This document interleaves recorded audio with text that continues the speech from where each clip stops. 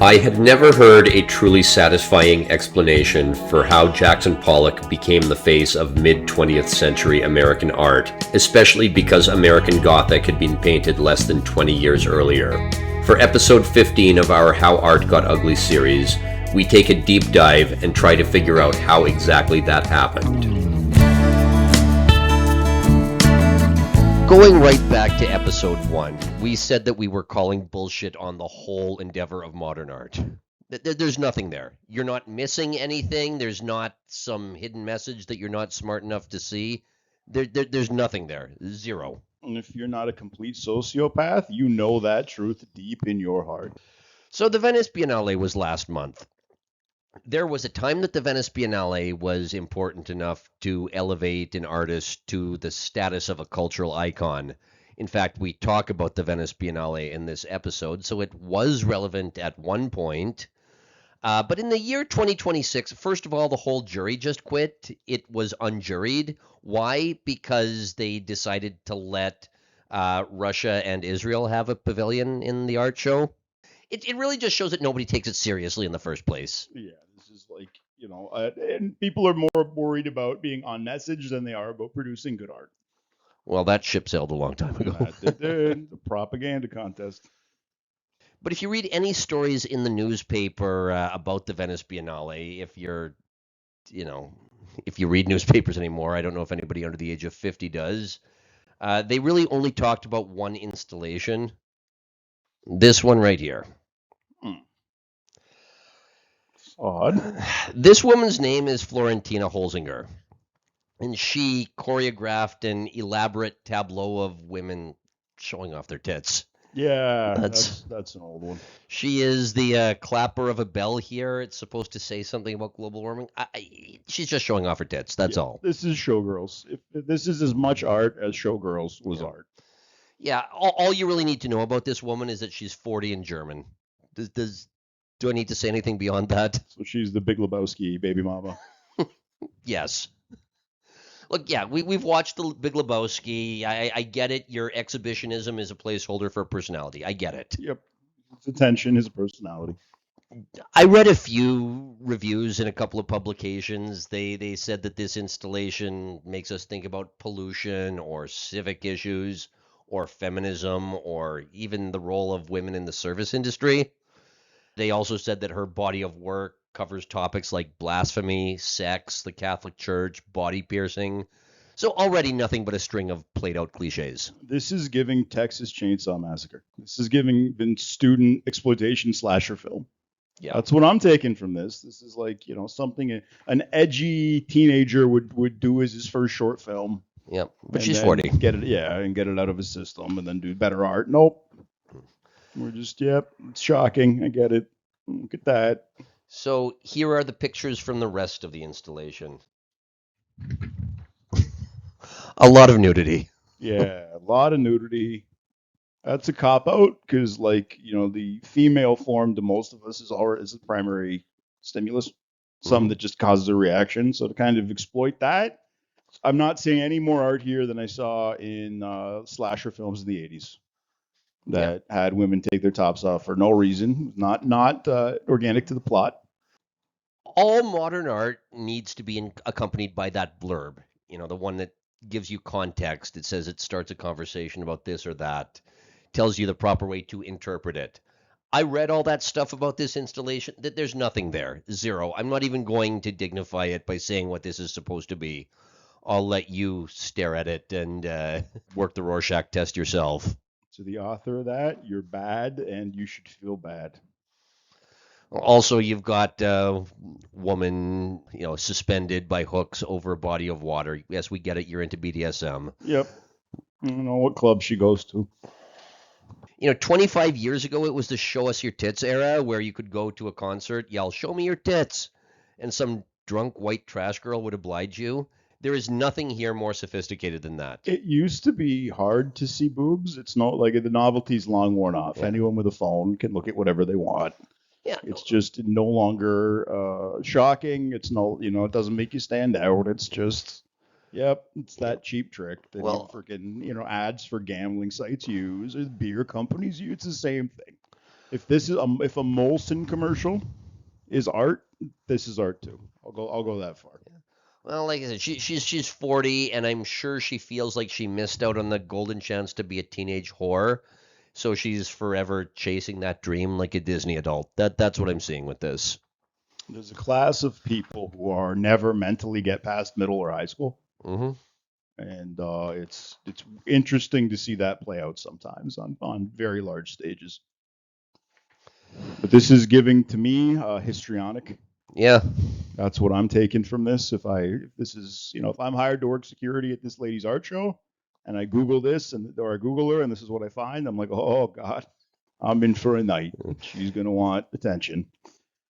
Now, you spent many years bouncing. Did bouncers see bouncing at the strip club as a plum opportunity?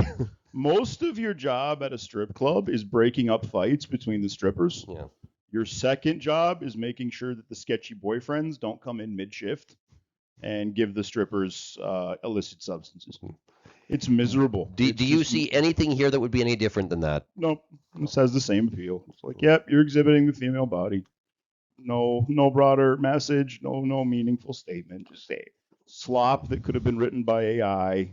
Yep. And a further exploitation of a cliche at this point. Like, Yeah. Well, so this is actually apropos of today's episode because we're moving into the 1940s when you saw the rise of that horrible phenomenon known as academic criticism, where every intellectual says the exact same thing about every piece of art, as if we're not supposed to notice that a 40-year-old chose to hang herself upside down as a bell clapper because her tits are sagging.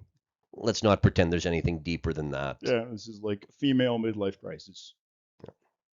So we just did our last 3 episodes on the 1930s, and we could probably fill 3 more because the 1930s have been completely airbrushed out of history beyond the New Deal, Chamberlain, and a couple of John Steinbeck novellas about the Okies and the Dust Bowl. Yeah, and freaking Judy Garland. Yep. No Place Like Home. We have a story to tell, though, so upward and onward, Excelsior, and we're now moving on to the 40s. If you read Tom Wolfe's commentary on modern art, The Painted Word, he says something that would have been a throwaway line in the 70s, but gave me pause when I read it in the 2020s. He said that we associate radical aesthetics and modern art with the 1920s. When he wrote that, the 20s were in living memory. People associated Picasso with the 20s the way we associate disco with the 70s. Because there was a similar time lag between Tom Wolfe in the 20s and us in disco. Apparently, the substance predominant in the time of disco was unadulterated. Yeah. I've heard this. Well, the disco generation is certainly getting on in years, but it's not geriatric, and as long as they haven't used too much of that substance, they're still alive to tell the story. I'm always disappointed in modern cocaine. It's very funny. If you were alive in the 70s and you talked to a member of the greatest generation about the 20s, he would have told you that this was the aesthetic. Okay. Yeah, this is a cover of Every Great Gatsby. Well, that book was written in 1925, Yeah, smack in the middle of it. Yep. For a long time, this just was the 20s aesthetic, full stop. Even though a lot of this was actually made pre-World War I in the early 1910s, and it only became popular after the war. There was a bit of an unusual time lag due to World War I. Okay. Art history narratives tend to downplay the fact that the 1930s saw art take a much more conservative turn on both sides of the Atlantic. And this is just what we looked at for the last 3 episodes. This does not look like Picasso. Whatever you think of it, it's not Picasso. No. Whatever you think of the one on the right. Yeah, didn't want to say anything. Oh, say everything about it. It's like, there's a wood pile nearby. Yeah. I was going to say Uncle Ben is depressed that he ran out of rice.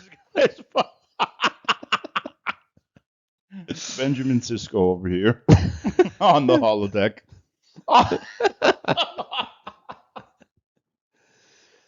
We did not gloss over the 30s. We treated the 30s like any other decade. But All the standard narratives picked back up again in the 1940s because the 40s saw a change just as abrupt, but back in the direction of abstraction. Stuff like this. God. Yeah. This looks like war in the Middle East. That's all I take from this. Yeah, I can see that. Like the one looks like Israel, and the other one looks like the Straits a little bit. Is that just my fucking No, brain you're right. exploding? Maybe that's the zeitgeist that's in our mind right now. But yeah, This will destroy you. This is you paying way, way more for gasoline. you see, at least there is a genuine interpretation there. There's no genuine interpretation behind this stuff. It's just supposed to be vibes and feelings. Well, there wasn't. Yeah, exactly. At this point, it's crucial to take a step back and ask what the fuck we're even doing. Because is this the same activity that Michelangelo was doing in the Sistine Chapel 430 years earlier? Let's put them side by side. Do these look like the same activity? Like if it was take your kid to work day, Yeah. and your kid did the one on the left, then maybe. But Jesus, I think a lot of the Renaissance painters were confirmed bachelors, or what we would now call confirmed bachelors. They love church the most, those guys, and opera, and gardening.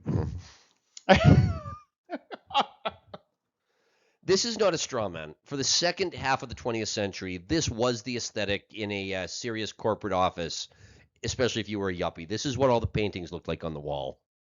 It's garbage. Canada's current prime minister is an aged-out yuppie, and this is what he posted on social media a few days ago. Look at that in the background. What the hell is going on there? This is the part of this entire art episode, or this part of it, that is most disturbing to me, is that the people running the country, people in power positions, seem to actually like this horrible art. Yeah. That's terrifying to me. Well, what's terrifying to me is that you can just tell that Mark Carney's standing on a box here. He's a fucking manlet, and he is a good enough propagandist to know that he never wants to look like the shortest guy like in Putin. anything. Putin's the same way. Putin never wants you to know he's short. It's cropped just above his feet because I guarantee you he's standing on a box. Yep. Yeah, you can see almost a little where the carpet would be. And they got a shorter guy, and you'll notice the shorter guy is like cringe, like he's like slouching a little bit. Yep. It's hidden by the handshake, but yeah, this is modern day freaking propaganda painting, basically. Yeah. The horrible painting behind it. If Mark Carney is one thing, he's the boomer's idea of what a serious businessman looks like on TV. Elbows up. And this is the kind of artwork that a serious businessman would have in his office when the boomers were kids. Yep. Okay, that makes sense. Now, it's hard to draw a straight line from Rembrandt to the 1940s. In fact, it's hard to even explain the abrupt change from the 30s to the 40s. We looked at Thomas Hart Benton in our 12th episode, and he insisted that the abrupt change was driven completely by gallery owners and curators. He wrote an essay in 1935, which we went over, about leaving New York and moving back to St. Louis, in part because the New York art gallery scene was now infiltrated by a bunch of swishy homosexuals, his words. They didn't like the swishy ones. Well, Warhol got shit for that. He was very clear. He had no problem with young men wearing women's underwear. That's what he said. But all right, we're off to a good start here. But he just said they were so concerned with bitchy gossip and going to parties that they just didn't care about anything that might rock the boat artistically. Yeah, that makes sense. Other sources take a less cynical interpretation of the shift from the 30s to the 40s, and they just say that it was simply a change in taste among America's elites. The change has been so gradual up to this point that even the poverty porn of the 30s could be argued to be part of an aesthetic lineage. This 40s shit, on the other hand, it just feels different. You could maybe argue that it's a continuation of the 20s, when manifestos tended to be these radical screeds about how all art up to this point is garbage, and only we know the secret to doing art properly going forward. Fine, but even if you accept that, the 40s is a continuation of the 20s, I am not the kind of person who will just accept the answer that the 30s aesthetics were an aberration that came and went like the weather. That just doesn't fly. It's not how culture works, typically. The shift between the 30s and the 40s, it's especially jarring because the aesthetics of the 40s never really went anywhere, as evidenced by this picture on the screen. Where do you go from this? Like, you don't have the skill to go anywhere from this if you're churning this out. Yeah, if you go to a fancy art museum, you will walk through centuries of beautiful works starting in the Renaissance, and it always ends up in a room full of abstract expressionism, like this. This really is the end of the line in more ways than one. Unless there's another room full of 60s pop art going on to Andy Warhol and shit. But after this, art's dead. Nobody since Warhol has had the cultural status of Warhol. That's fair. Nobody has reached that level of status in the common culture that permeates everything. He's like a Kurt Cobain. He's the last rock star. Yeah, exactly. Okay. Everything done since the end of World War II has been a variation on abstract expressionism, pop art, or occasionally something from the 20s. So, in a very real sense, art is not just ugly, it's dead. So, we're starting to close out our storyline here. We have completely fleshed out modern art for the first 40 years of the century. And this is the point in like a Legend of Zelda game where the castle has been sitting in the distance the whole time. We've finished all of the main quests. We've finished all of the side quests. And now we have to use everything we've learned to go to the castle for a final showdown with the final boss. But you don't just get to fight him straight up. You still have to complete some very difficult challenges before you get into the final boss's chambers. We really only have one storyline left, and it is the castle that has been looming in the distance for most of the series. And that's post-World War II New York City. Uh-oh. This is going to be a delicate subject. This final storyline will probably take us 2 or 3 episodes, but the remainder of our series is really just a story about New York first and art second, just like the story of the 1920s was a story about Paris first and modernism second. Now, every publication in the second half of the 20th century mentions one event, like it's the turning point in a Shakespearean tragedy, during which the hero's fate is sealed and the entire story arc ultimately rests. According to the art history narrative, there is one event in the 1940s that plays that role. What is this momentous event in the history of our culture's proud, centuries-old artistic tradition? In 1943, Peggy Guggenheim was hosting a modern art show at her gallery on West 57th Street when she saw this painting by a young American painter. Okay. That was my reaction as well. It's a little underwhelming, I think, for something that's supposed to be a Shakespearean turning point. Looks like concept art for Sesame Street. So she decided to put the painter of this work, a man named Jackson Pollock, on a retainer. Uh-oh. Pollock would receive $150 a month so that he could devote all his time to painting. A few years later, he became really famous for his drip painting. We will punt the details of that whole story until the next episode, but in 1948, he did this thing called Number 5. Oh, God, yeah, this one. In 2006, Jackson Pollock's Number 5 sold at a private auction for $140 million. This better be one of those magic eyes. Even then, that's $2-3 million tops. Yep. This is a magic eye. I don't know if this painting on the screen speaks to anything in the human condition, but I'm going to make this episode's thumbnail this painting captioned $140 million. I guarantee you that will resonate in a universal way. That's a lot of money.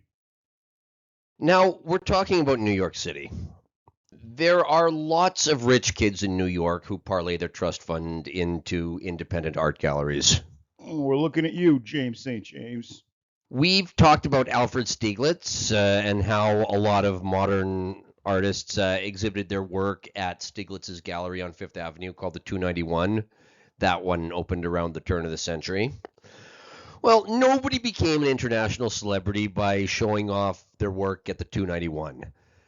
Thousands of small-time artists have shown their work in trendy galleries and had some socialites say, "I love your work, I'll be your patron." Often the deal is quite lucrative and allows someone to say he's made it as an artist. None of them became Jackson Pollock. What made that interaction different? For that matter, who the fuck is Peggy Guggenheim?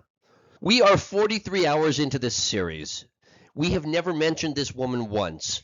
According to the narrative, the central figure in mid-century American art became famous because one socialite gave him a thumbs up at one show in 1943, and this socialite hasn't even been mentioned so far. Something doesn't compute here. Yeah, world's small, but it's not that small. Yeah, this is clearly a Deus Ex Machina in the narrative. There is exactly one official art history narrative. It is the one that will make you sound smart at parties and might win you some money if you ever go on Jeopardy. But it is not exactly the most well-written or even coherent story, and the narrative starts to unravel under the lightest scrutiny. Out of the blue, we hear about a meeting between Peggy Guggenheim and Jackson Pollock, neither of which has played any role in the story so far. And somehow we're supposed to believe that it opened our minds so much that we now appreciate people duct taping a banana to a wall. It was the age of Aquarius, folks. Yeah. No. In episode 1, I said we were calling bullshit on the whole story, and we are calling bullshit on the whole story. In this episode, we are going to do one and only one thing. We are going to get to the bottom of why this interaction in 1943, which should have just been a throwaway interaction like hundreds of thousands of interactions in the art world, why was that considered important enough to merit mentioning, let alone being used to justify more than 80 years of horrible art that came after it? Yeah, it's a very good question. What made this so freaking important in the story? So we need to rewind a few years to 1928, when the Metropolitan Opera was looking to build a new opera house. Even in 1928, opera companies didn't tend to have the money to finance gigantic Manhattan real estate projects, so they needed to enter into a development deal. In this case, the deal was to build on land that was owned by Columbia University, which had just been leased to the Rockefeller family. John D. Rockefeller Jr.'s vision was a little bigger than just building an opera house. He wanted to develop an entire multi-block city-within-a-city complex centered at the opera house, but the next year, in 1929, the stock market crashed and the Met had to pull out of the deal.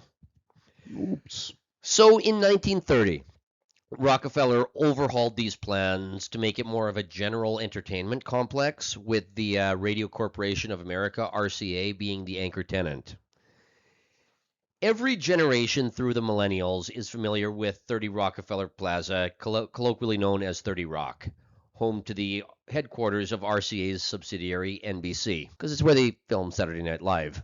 It was going to originally be called Radio City, but it was renamed the Rockefeller Center in an attempt to attract more tenants. With the economic downturn of the 30s, this was important because down the street, the Empire State Building had opened in 1931, and it had such a hard time with vacancy that it became colloquially known as the Empty State Building. It didn't turn a profit until well after World War II. It's very interesting. I never would have guessed that. When it came to offering incentives to get corporations to break their existing leases and move into the new Rockefeller Center, it turned out that the second and third generation of the Rockefeller family was just as ruthless as the first one. John D. Rockefeller Sr. was the guy who built up Standard Oil, basically by buying over the U.S. government. He saved the whales, though.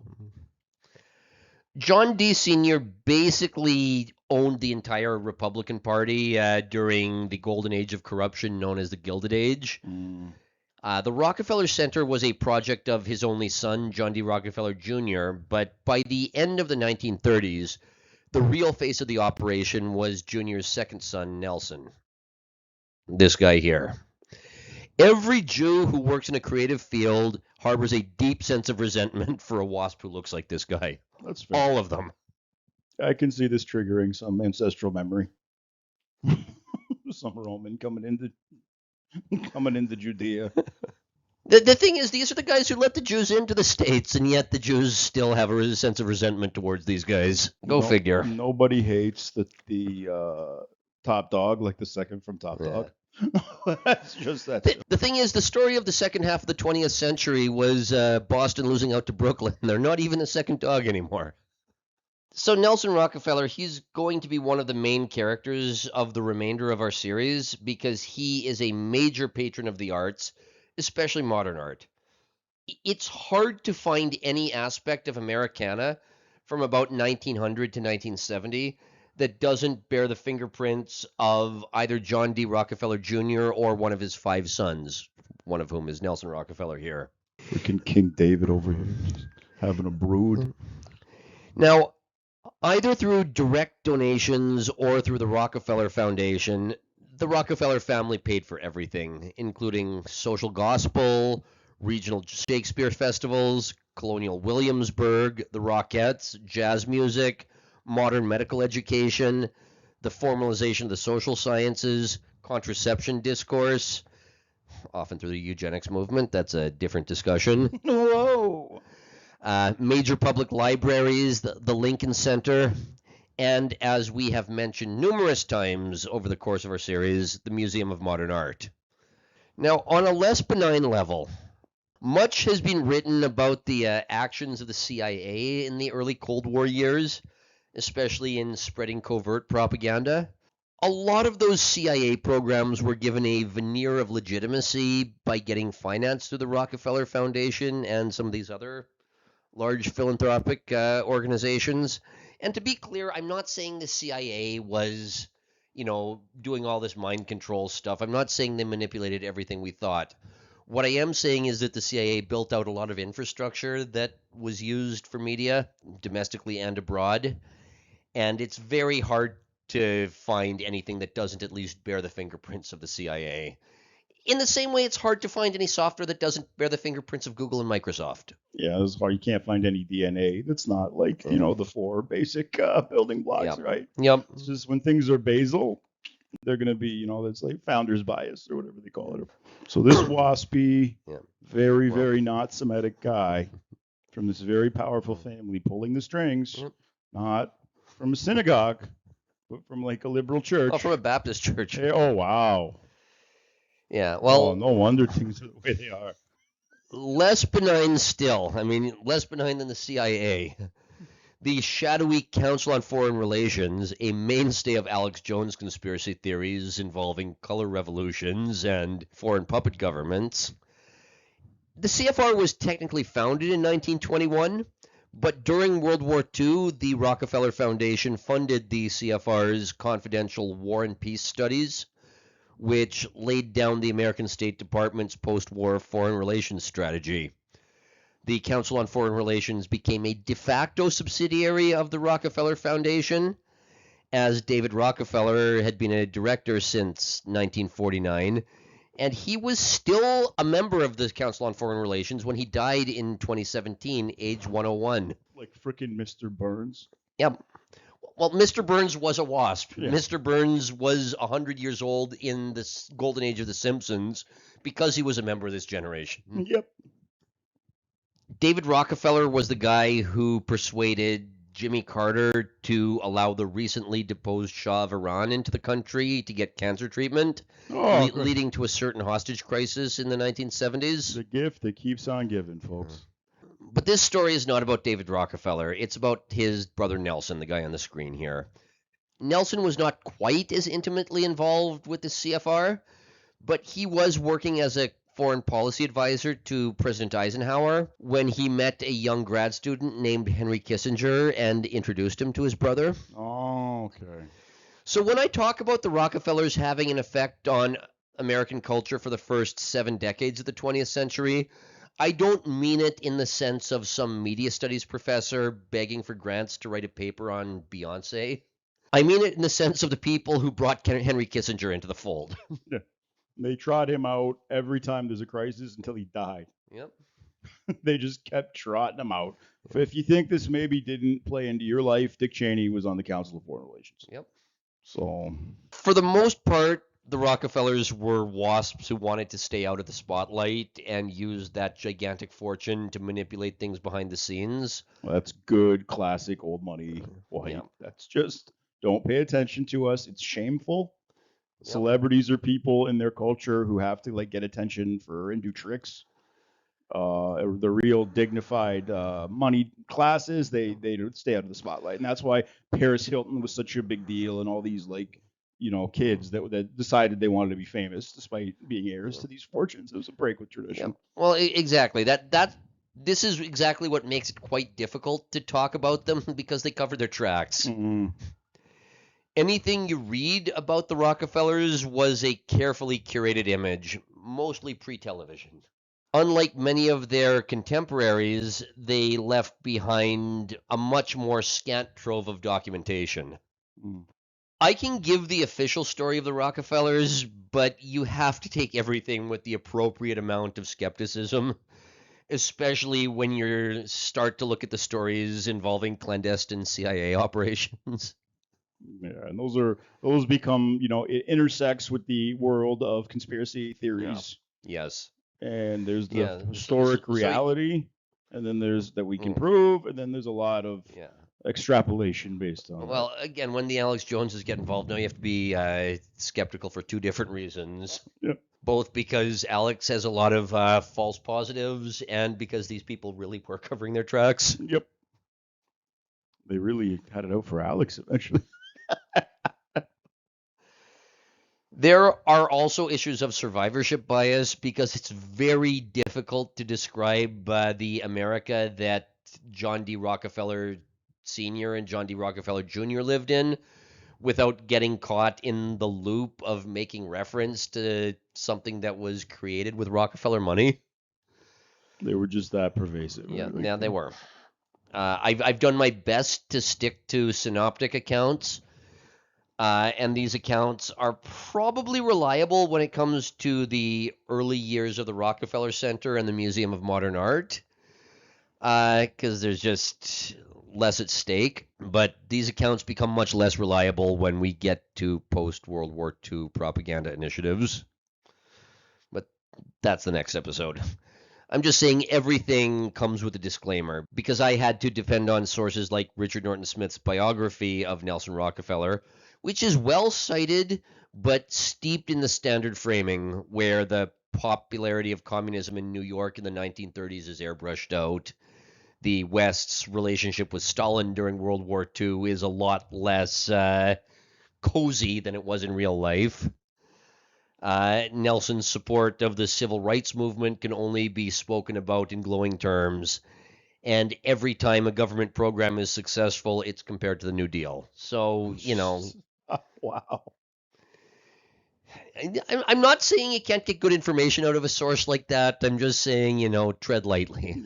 Yeah, we're dealing with when you're dealing with the most powerful people in the world, literally, it's like, how do you get accurate information about them? Like, they'll be digging stuff up about them, hundreds of years from now, and then there'll be a fair accounting. But for right now, we got what we got. Well, the way the guy found a lot of information about him was by reading the diary of his chiropractor. Yeah, so it's like information about the Kim family. It's always like, we interviewed their sushi chef. Yeah. Now, elite American circles, they have a distinctive combination of hedonism, overconfidence, naive idealism, intellectual pretension, prudishness, fetishization of certain demographics, champagne tastes, and performative empathy. And cocaine. And cocaine, yes. Actually, John D. Rockefeller Jr., this guy's father, was famously a neurotic teetotaler. Okay, good for him, man. Usually those guys have a journey. Baptists. Oh, God. When they go bad, they go really, really bad. That's my experience with Baptists. If they stay on the straight and narrow, they're annoying, but they don't, they're okay. It's mostly their family that suffers. When they fall off the wagon, like Mormons too. Well, I was going to say Mormons, or you put that under the magnifying glass. Well, it's never just like I drank coffee. It's like I became a porn star. Mm-hmm. It's like it's never like, okay, well, if I'm going to be a little bit bad, I might as well go, because it's a black and white philosophy. Yeah. So I might as well go all the way bad. Yeah. Might as well have 6 dicks in me by breakfast. Yep. And wait till you hear about what the girls do. Oh, wow, yeah. So for the second half of the 20th century in America, there seems to be a perpetual identity crisis among the American elite. They don't seem to know who exactly they are. Does the country have continuity with the people who descended from the British Isles and wrote the Declaration of Independence? If so, why do all of their cultural institutions and banks seem to be run by a very different ethno-religious group? But that's just Hume's is. What about Hume's ought? Is there anything wrong with that? Who ought to be in charge? Elites change all the time throughout history. That's just the way things go. When I look at America, I see a country whose cities are all affected by this nebulous concept of urban blight, or better yet, urban decay. 20th century narratives all talk about urban decay like it's a law of nature, like it's gravity. Well, when I was playing Dungeons and Dragons as a kid, if the goblins set up a camp under a bridge, you got a company of adventurers to go and move them along. Yep. Or like you go to jail if you molest goblins now. So it's like, what are we supposed to do? Yep. Yeah, like narratives, they're always written in the passive voice. The cities just fell victim to white flight or urban decay, and there's nothing anybody can do about it because it was inevitable. White flight is a weird way of saying ran away from goblins. Yeah. And orcs, I guess. Well, it somehow happened to every city in all 50 states. Just like it's a fucking weather pattern. Yeah. It's like a freaking like the big cough, just spreading all over. And it's nonsense. We all know it's nonsense. A city is supposed to be the pride of a civilization, especially the pride of the people running the civilization. But when the Americans in the halls of power don't even want to answer a very simple question, like who ought to be in charge, of course the cities are never going to get fixed. In 20th century America, you're just not allowed to say that one particular ethnic group should bear responsibility for the country. After all, America's now the melting pot. The people who arrived at Ellis Island, not to mention the people who just got off the plane from Karachi last week, are just as American as anyone else. So who are you to say that one group of people should be in charge? The Americans had no identity crisis in 1930 when America was undisputedly run by the Eastern establishment, or the people who we now call the WASPs. Historians will look back on the 20th century. They're not going to be sentimental about the propagandic messaging that has permeated everything for all of our lives. The historians of the future are not going to give a shit about Martin Luther King's I Had a Dream speech. The real story of the American century will be how did the ruling class in the year 1930 become the architect of global hegemony and then disappear, then lose it all.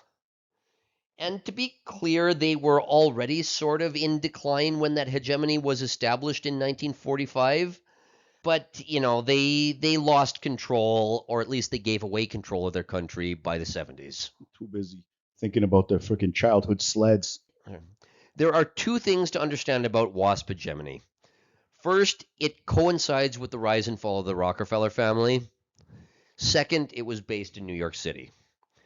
New York City was not what it is today, where, there's a few obscenely wealthy people, and the rest of the economy of New York just seems to be based around helping everyone else live this fantasy that they're in one of these rich circles. Everybody's just in an artificial industry based on kissing these people's ass. Not as bad as Hollywood, but New York's still getting there. Same, different aims, same kind of techniques, same echo chamber, ego stroke fests in every social group and clan. Yeah. Well, so in the 30s, there was no email and there was no Zoom calls. The industrial economy of the United States was very much run out of a few exclusive circles in Manhattan. Technology was important, but the transistor hadn't been invented yet. Silicon Valley hadn't been established. And no nerds were getting into elite circles by being Bill Gates or Steve Jobs. The real currency in those circles was being a polished WASP with lots of social connections. When you read about the first half of the 20th century, it sometimes feels like it's one elite social circle running everything, but that's just the reality of an economy that required everybody important to be in Manhattan. There were already starting to be rival castles in places like Hollywood and Texas by the 20s. But American culture, religion, politics, commerce, they were all driven by Manhattan WASP circles in the 30s, including in Greenwich Village, as we discussed in one of our Paris episodes. Today, the Rockefellers, they're still extremely rich, and they still sit on the board of all the important art museums and operas, but they are no longer the stewards of the United States of America. And that's a double-edged sword. You could argue that the country was at its most corrupt during the Gilded Age when the robber barons were buying up land and lobbying the government to run the railroads through the land they bought. That was what the Rockefellers did. Good old-fashioned WASP corruption. I love it. But you know what? A lot of beautiful libraries were built. And the U.S. government could plan on a 40-year time frame when it was run in the service of these corrupt businessmen. Yep. There is something to be said for a kleptocracy. I'm just saying. There's competent kleptocracies. Yeah. And then there's Russia. These are two very different kinds of kleptocracies. Nowadays, the United States can't even balance its budget, and it's 40 or 70 trillion dollars in debt, depending on whether you include the unfunded portion of Social Security. And nobody's even talking about clearing it. Neither party, nobody. Nope. It's not even on the table. It's just like we're gonna ignore the phone calls. Yeah, whether or not you agree that the Rockefellers and the Eastern establishment ought to have been in charge, they insisted that they ought to have been in charge, and nobody else has been able to wear that mantle since the 1970s. And that's why urban decay is a law of nature in that country. Mm. And our country, which just needs to import every bad idea from the States. Yep. If you want to know just how much the Rockefellers were in charge, if you look at a list of U.S. presidents, their party affiliations, and birthplaces, you will notice something very strange. Between the Civil War in 1920, a period which is only 60 years, 7 presidents were Republicans from Ohio. Ulysses S. Grant, Rutherford B. Hayes, James Garfield, Benjamin Harrison, William McKinley, William Howard Taft, and Warren G. Harding. There's a very simple reason for this. That's the Rockefeller family was based in Ohio. It was said that the best way to get ahead in American politics was to have gone to high school with a member of the Rockefeller family. And this is why the Jewish kids are so pissed off at these people. Yep. Because they had to go to their own schools. They weren't allowed in school with this guy yet. The Jews had to do the work of infiltrating and subverting these organizations. It's hard work. My hat's off to them. Good for you guys. During that period, the Republicans were the party of the North and the Democrats were the party of the South. The Dixiecrats. Well, the North just had a much higher population, so by owning the Republican Party, you basically were guaranteed to own the presidency. There were only 2 Democrats to win in that entire period, Grover Cleveland and Woodrow Wilson, and they both won because of Republican infighting. Okay. On one level, the Rockefeller dynasty is very quintessentially American. The great-grandfather, so the father of the guy who made all the money, he was a traveling con artist and unrepentant alcoholic who married a gullible and sheltered young woman and then left her to join a polyamorous cult. So just normal ruling class stuff here. Basically, just no morality, just like sharks. Well, for a couple of generations, you did have morality, but only because they were so ashamed of Grandpa. The overcorrection. Yeah, the grandfather, John D. Sr., did not want to be like his dad, so he decided to be a very serious Baptist. He got rich by supplying the Union Army, and then he got obscenely rich by building Standard Oil into an empire, largely by getting the railroads to allow him to ship oil at a discount and then charging extra for his competition. Good business. His tactics, as I said, they included buying up the Republican Party, and his business strategy was very simple. Just try to achieve a monopoly at all costs. Yeah. Through antitrust? Yeah. Well, that didn't exist at that time. There we go. In fact, antitrust was put in place because of this. That's By the early 20th century, antitrust legislation came in and broke apart Standard Oil into more than 36 companies, but he retained stake in all of them. And this was right around the time of the introduction of the automobile. So owning a bunch of oil companies, owning a bunch of gas companies actually made him go from being a rich robber baron to the richest man in the world. Whatever you think of Rockefeller Sr.'s business scruples, he was still a devout Baptist in his personal life. First of all, he was absolutely teetotal. Second of all, he believed that God gave him all this wealth and that it was his religious duty to donate to philanthropic causes, including universities, including black universities in the South, and medical research. American Protestantism, especially in the northern denominations, had always been bare bones and never really threatened by industrialization and scientific progress because they just always rolled it into this nebulous idea of providence. Rationalism and skepticism, they were often viewed as part of their religion because they wanted to contrast themselves with the superstition and rituals of the Catholics. No, we don't have any popes at all. No, not one pope. If anything, American Protestants were too eager to put the word scientific on everything. Well, much like the Scientologists. Yep. Well, where do you think that came from? Exactly. What demographic did L. Ron Hubbard come from? This was thrown into disarray at least a little bit when Darwin published The Theory of Evolution in 1859, because there are a lot of different ways to interpret what God wants you to do when you no longer think that the universe is static and unchanging. But Rockefeller was happy to follow Herbert Spencer's philosophy of social Darwinism, applying it to his business, and saying that as the biggest fish in the pond, it was just natural for him to crush the little guys.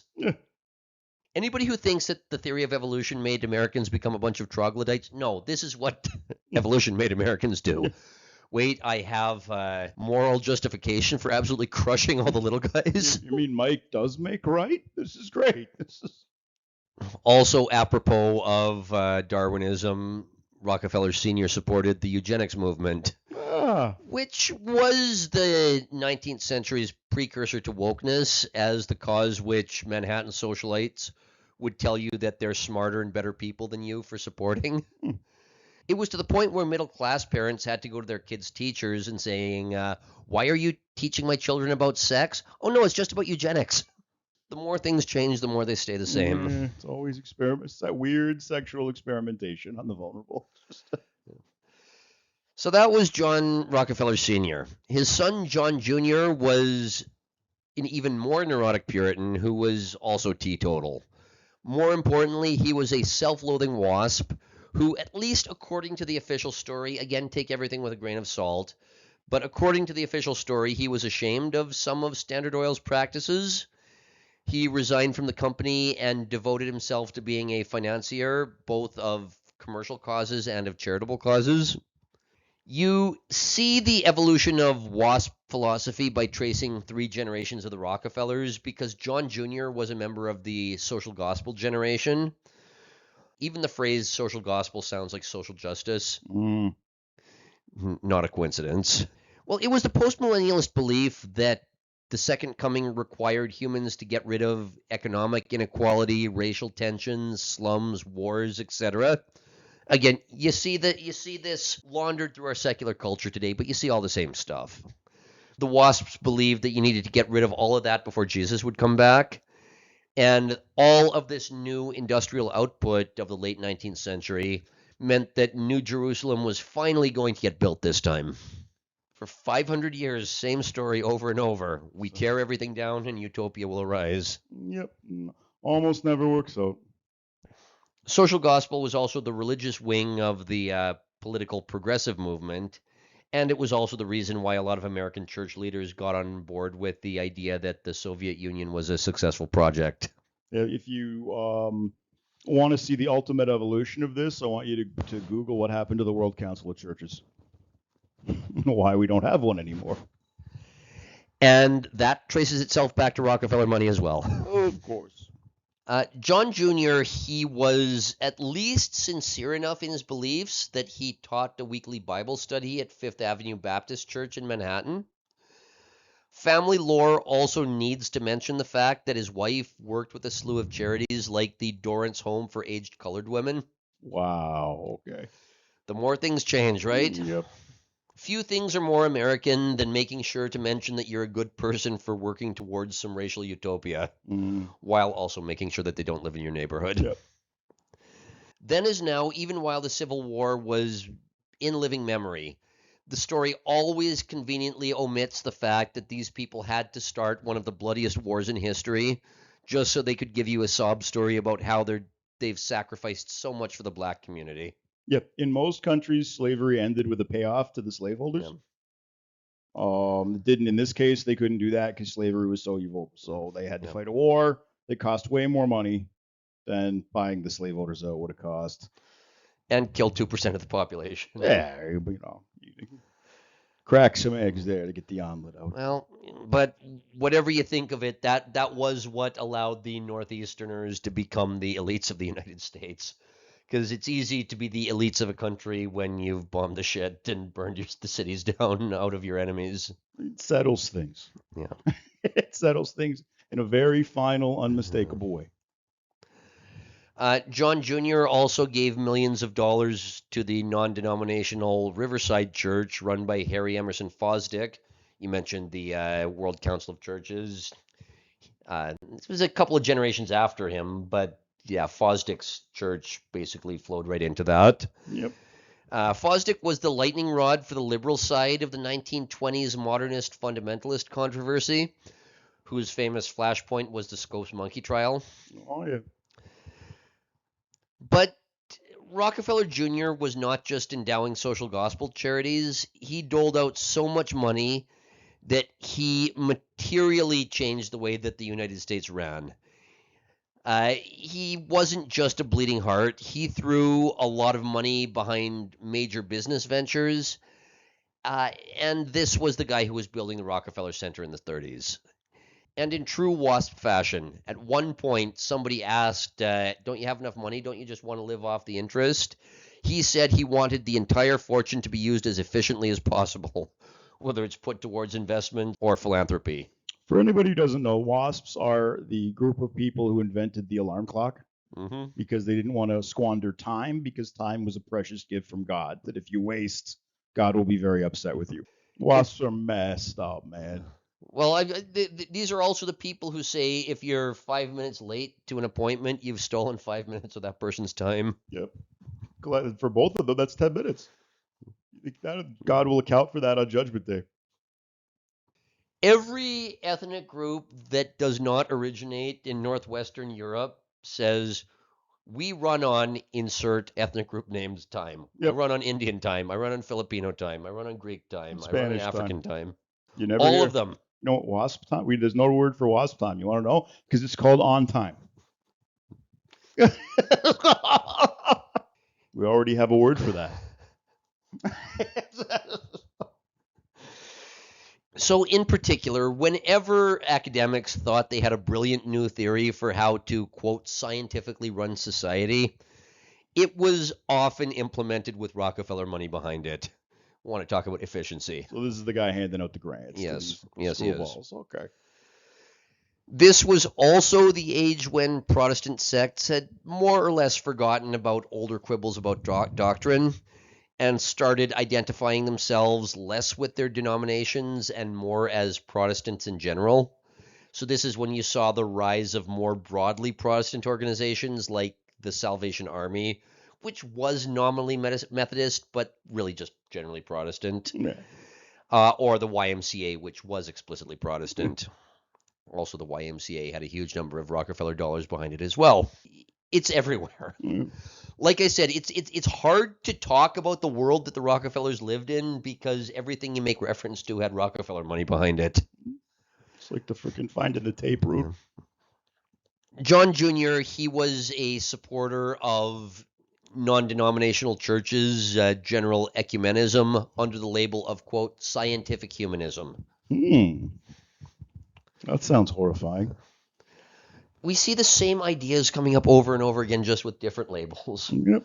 But yes, it was the era around the turn of the century that Protestants just wanted to put the word science on everything. Yeah, that was the new branding. Yeah. To this day, if you want Americans to buy something, you say it's scientific. Trust the science. Yep. We've been trained through decades of Cold War propaganda to throw out all political and economic opinions outside of a very narrow range, where the heartless capitalists are on one side and the evil communists are on the other side. The Overton window. Here's the thing. Both of us are millennials. Old millennials. Our generation is full of people who were forced to go to university since every job has a degree requirement behind it, Yep. only to not achieve very much. Yep. Not least because the 2008 financial crisis killed a lot of careers before they even started. But if you went to a millennial party in a major urban center in the late 2000s or 2010s, you always saw the same archetypes. There were professional activists fresh from the Occupy encampments. There were people with useless degrees working for charities and NGOs that seemed to do nothing but help lawyers get rich, usually by helping minorities abuse the system and helping other people abuse the system. There were angry women doing a master's degree in public policy, hoping they could get into government and implement some of these horrible ideas. They didn't care if they were wrong. They cared if No. it was implemented. There were people who were much too old to have a Che Guevara pin on their backpacks, but still did anyway. There were yuppie girl bosses making a lot of money, still talking about how hard women have it. There were people with real jobs who were not bleeding hearts at all, but they still had much more sympathy for the social justice types than they had for the people who started the Iraq War and caused the financial crisis.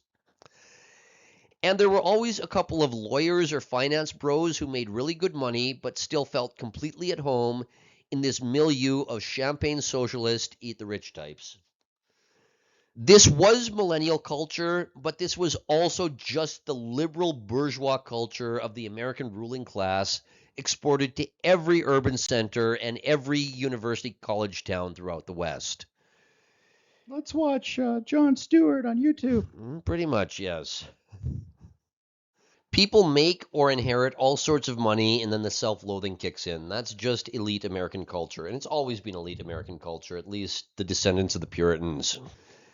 This was not Europe, where there was still a residual aristocratic culture, and the elites had to at least pretend to feel a sense of duty, putting themselves above the vulgarity of the merchant class.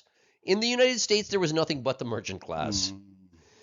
You can make the argument that the southern states still had a bit of a sense of aristocratic honor until they were subjugated by the Civil War. But whatever you think of the morality behind the Civil War, the result came down to the commercialism and the industrialism of the North defeating the agrarian culture of the South. And at least in New York City, the moral superiority of the industrial society was now non-negotiable. So capitalism and communism were not opposite sides of some ideological clash. They were opposite sides of a bunch of neurotic, self-loathing wasps like John Jr., who were neurotic about their fortunes being used improperly. Okay. That neurotic schizophrenia came from the Protestant traditions of the northern seminaries. American Protestantism has gone through a lot of iterations over the centuries, but it was always based on some form of egalitarianism. Now, in the 21st century, university graduates are much too poor to be like the Rockefellers, tossing around the family fortune to shape society. But they can get a make-work job for the government or an NGO or an HR department, supporting their pet projects by throwing other people's money at it. But it's the exact same culture that you saw among the WASPs when they really were in charge, and they actually did have the money and influence to throw around. Now, I mentioned the millennial generation for a reason. While I was reading the biography of Nelson Rockefeller, the guy on the screen here, as much of a hagiography as it was, it struck me that this guy may have been born 80 years earlier than I was, but he was a millennial. Okay, this is interesting. Now, to be clear, people born in 1908 were part of the World War II generation. I'm not sure if the Americans ever achieved a single unified national culture, but the World War II generation was as close as it came. Yeah, Cotton Hill. Yeah, exactly. Well, it doesn't matter where you went in the States. Everybody talked like Cotton Hill if they served in the war. Yep. In 2026, there aren't that many of them left, but yeah, if you meet an American World War II vet, you kind of know what you're getting. They were a wonderful group of people. Yep. And I was very, very lucky to know many of them in my youth. And we lost something, inexplicable when they all passed. Well, whatever you think of the World War II generation, they most certainly did not resemble your average millennial. No, very much the opposite of The humor in King of the Hill came from the fact that Cotton and Bobby Hill didn't have anything in common. And yet, Nelson Rockefeller had a lot more in common with my peer group, the Bobby Hill peer group, than he did with Cotton. Yeah. So what's going on here? His father, John Jr., as I said, he was the social gospel generation where the upper class wore top hats, walked with a cane, put spats on their shoes and wore a monocle. The generation that died on the Titanic, giving up their spots for women and children. Okay. That's a very different aesthetic than the hippies, but you can draw a straight line from social gospel to the Civil Rights Act in the 60s, and they both loomed heavily in the culture with a similar aura, even though the detractors of both have been vindicated over and over and over again. Did they have a Woodstock? It wouldn't surprise me if they did. I don't know enough. I'm sure if we looked at it, there's going to be some weird revival. Lame, no drugs. Well, I mean, revivalism was the preferred method of religious evangelism in the late 19th century. I'm sure one of them was exactly Woodstock when you look at it. And to be blunt, both social gospel and the Civil Rights Act came out of the exact same WASP idea that we will see New Jerusalem as soon as black people can read Cicero. Yeah, no, Cicero's not a rapper. There's a verse in the Bible where, like, God will come back when the valleys are made high and the mountains are made low. Yep. And they think, oh, we have to institute equality. Now, here's the problem. If you have freedom, you can't really have equality because people are going to have the freedom to make different decisions.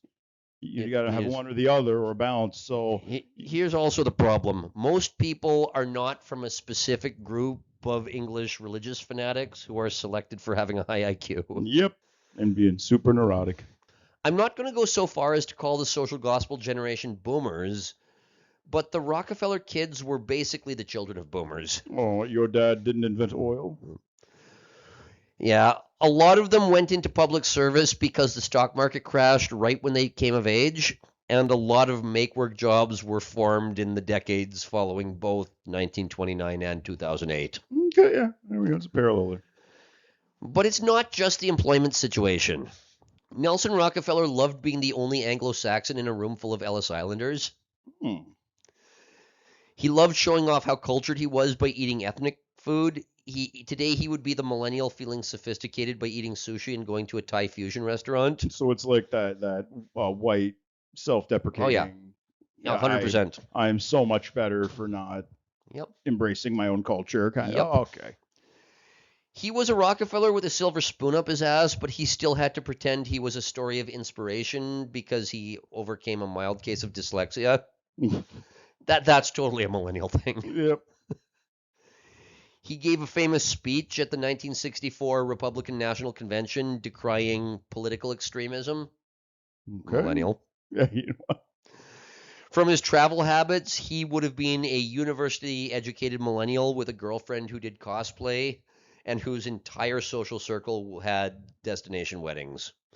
Oh, God. This is a man whose first wife thanked him for forcing her to use birth control on their honeymoon. That's that level. That's very Protestant.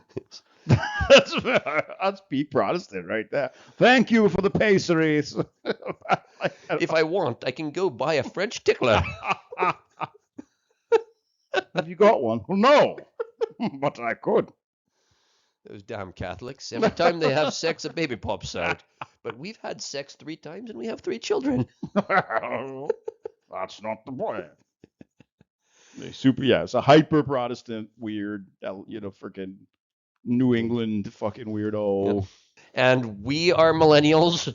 I'm not going to pretend we break a lot of stereotypes as millennials. So what does that say about us? No, in many ways, this has been our night of mirrors. Yeah. And we'll deal with it, and we'll go on. When you think of the sensitive millennial hipster guy, you think of Jason Christ from the suburbs with a liberal arts degree and a sense of awareness. That was Nelson Rockefeller. Okay. Society hadn't yet decided to blackball white guys from any positions of influence, So it does feel a little weird to read about just how masculine he was, especially as an art nerd. He had a flamboyant personality, and unlike his Baptist father, he didn't want to avoid the spotlight. He loved being the face of things. His mother was a senator's daughter, so I think he took after his mother's side of the family. Theater kid. Yeah, basically. He became governor of New York in the 60s when a lot of expansive government reforms were implemented, and that became the template for government programs you see everywhere. This includes expanding the university system to train boomers for bureaucratic jobs, overhauling the welfare system, implementing a generous state Medicaid program, knocking down neighborhoods to build highways, professionalizing the government with the large bill paid for with higher taxes and debt.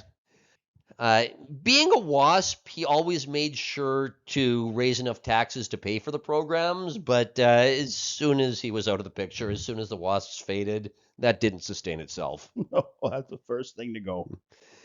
He was also a big believer in the civil rights movement and all of the institutional changes that entailed. Interesting. But I thought that that these were brave people fighting against us. Then no. That was had it was big this guy. money. Oh, okay, that's Mhm. interesting. But there is one thing about Nelson Rockefeller that truly made him an honorary millennial, and that's that he had considerably looser aesthetic standards than his father's generation. Okay, like he had a girlfriend with like dyed purple hair or something, or like Just wait.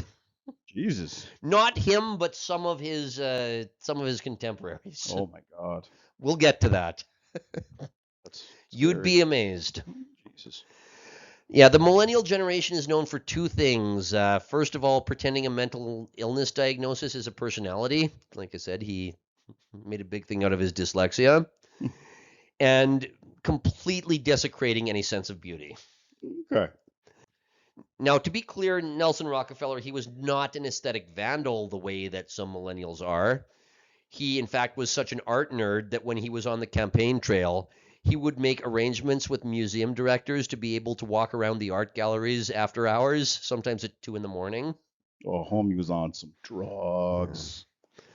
But he was also probably the single most important human being in promoting abstract expressionism and the generally uninspiring aesthetic of the mid 20th century. His mother was Abby Rockefeller, and the Museum of Modern Art was Abby Rockefeller's baby. In the 1920s, European art collectors started buying up a lot of these weird aesthetics, going as far back as Van Gogh. And when the American upper crust traveled to Europe, they thought that modernism was the height of European sophistication. So on one trip to Europe and Egypt, Abby met two other American socialite women, and they decided to found an American modern art museum to bless their country folk with Picasso. It's everybody who makes the decisions fits in a room. The idle hands are the Yeah. devil's playground. Yep. Now, since the Rockefellers' fingerprints are all over the Museum of Modern Art, corporate America often tried to ingratiate itself by incorporating modern aesthetics into their advertising. For example, that's a Dole pineapple poster painted by Georgia O'Keeffe. It's a disappointing pineapple. That doesn't make Mhm. me think highly of your pineapples. Oh. That's an undersized juvenile pineapple. Well, my point is that modern art was a corporate operation introduced to America with all the subtlety of a Walmart opening in your town. Okay. It's clearly like a very top down. Yes, it was. Yep. Okay. MoMA opened in 1929, which was right in the middle of all this drama with the Rockefeller Center, and Nelson was going to be heavily involved with that as well. In the 1930s, the Eastern establishment was based in New York, and if you controlled New York, you controlled a significant part of the American economy and American culture as well. The Rockefeller family really established itself as the cultural titans of New York City in the 1930s with these two institutions, the Rockefeller Center and the Museum of Modern Art. Okay. But MoMA was not just a family commitment. Nelson was a mama's boy, much more so than his other brothers were, and art was very much a shared interest with his mom. So they actually liked this weird Yes. stuff? Yes, they did. Him and his mother would go to art galleries together, and they would both spend an allowance of daddy's money on it. Wow. As a millennial, I grew up in a world where the arts had already been abandoned to women and the homosexuals, Mhm. which is a pretty good indicator that art is already dead, by the way. Women only start to dominate in a field once it's collapsing in social relevance.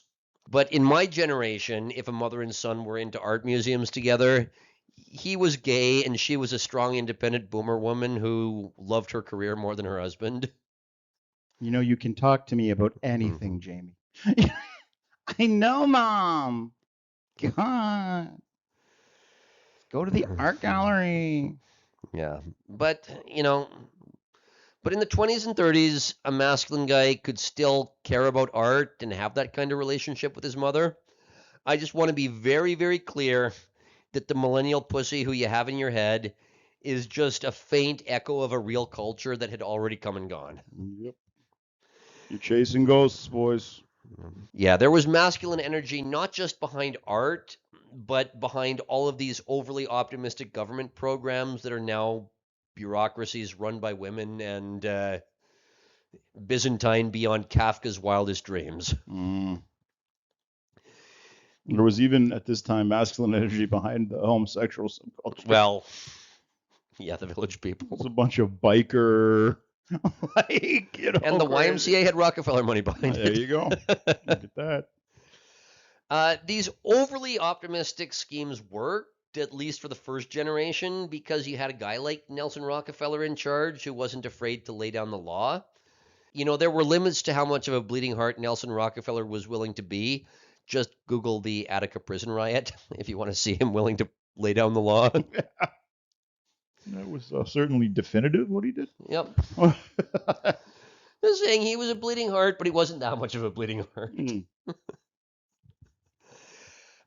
Nelson Rockefeller, he had something in common with a few other leaders from the mid-century, which is that he wanted to be an architect. Uh-oh. And decided to use politics as a vehicle to pursue some of his ambitions as a failed artist. Yeah.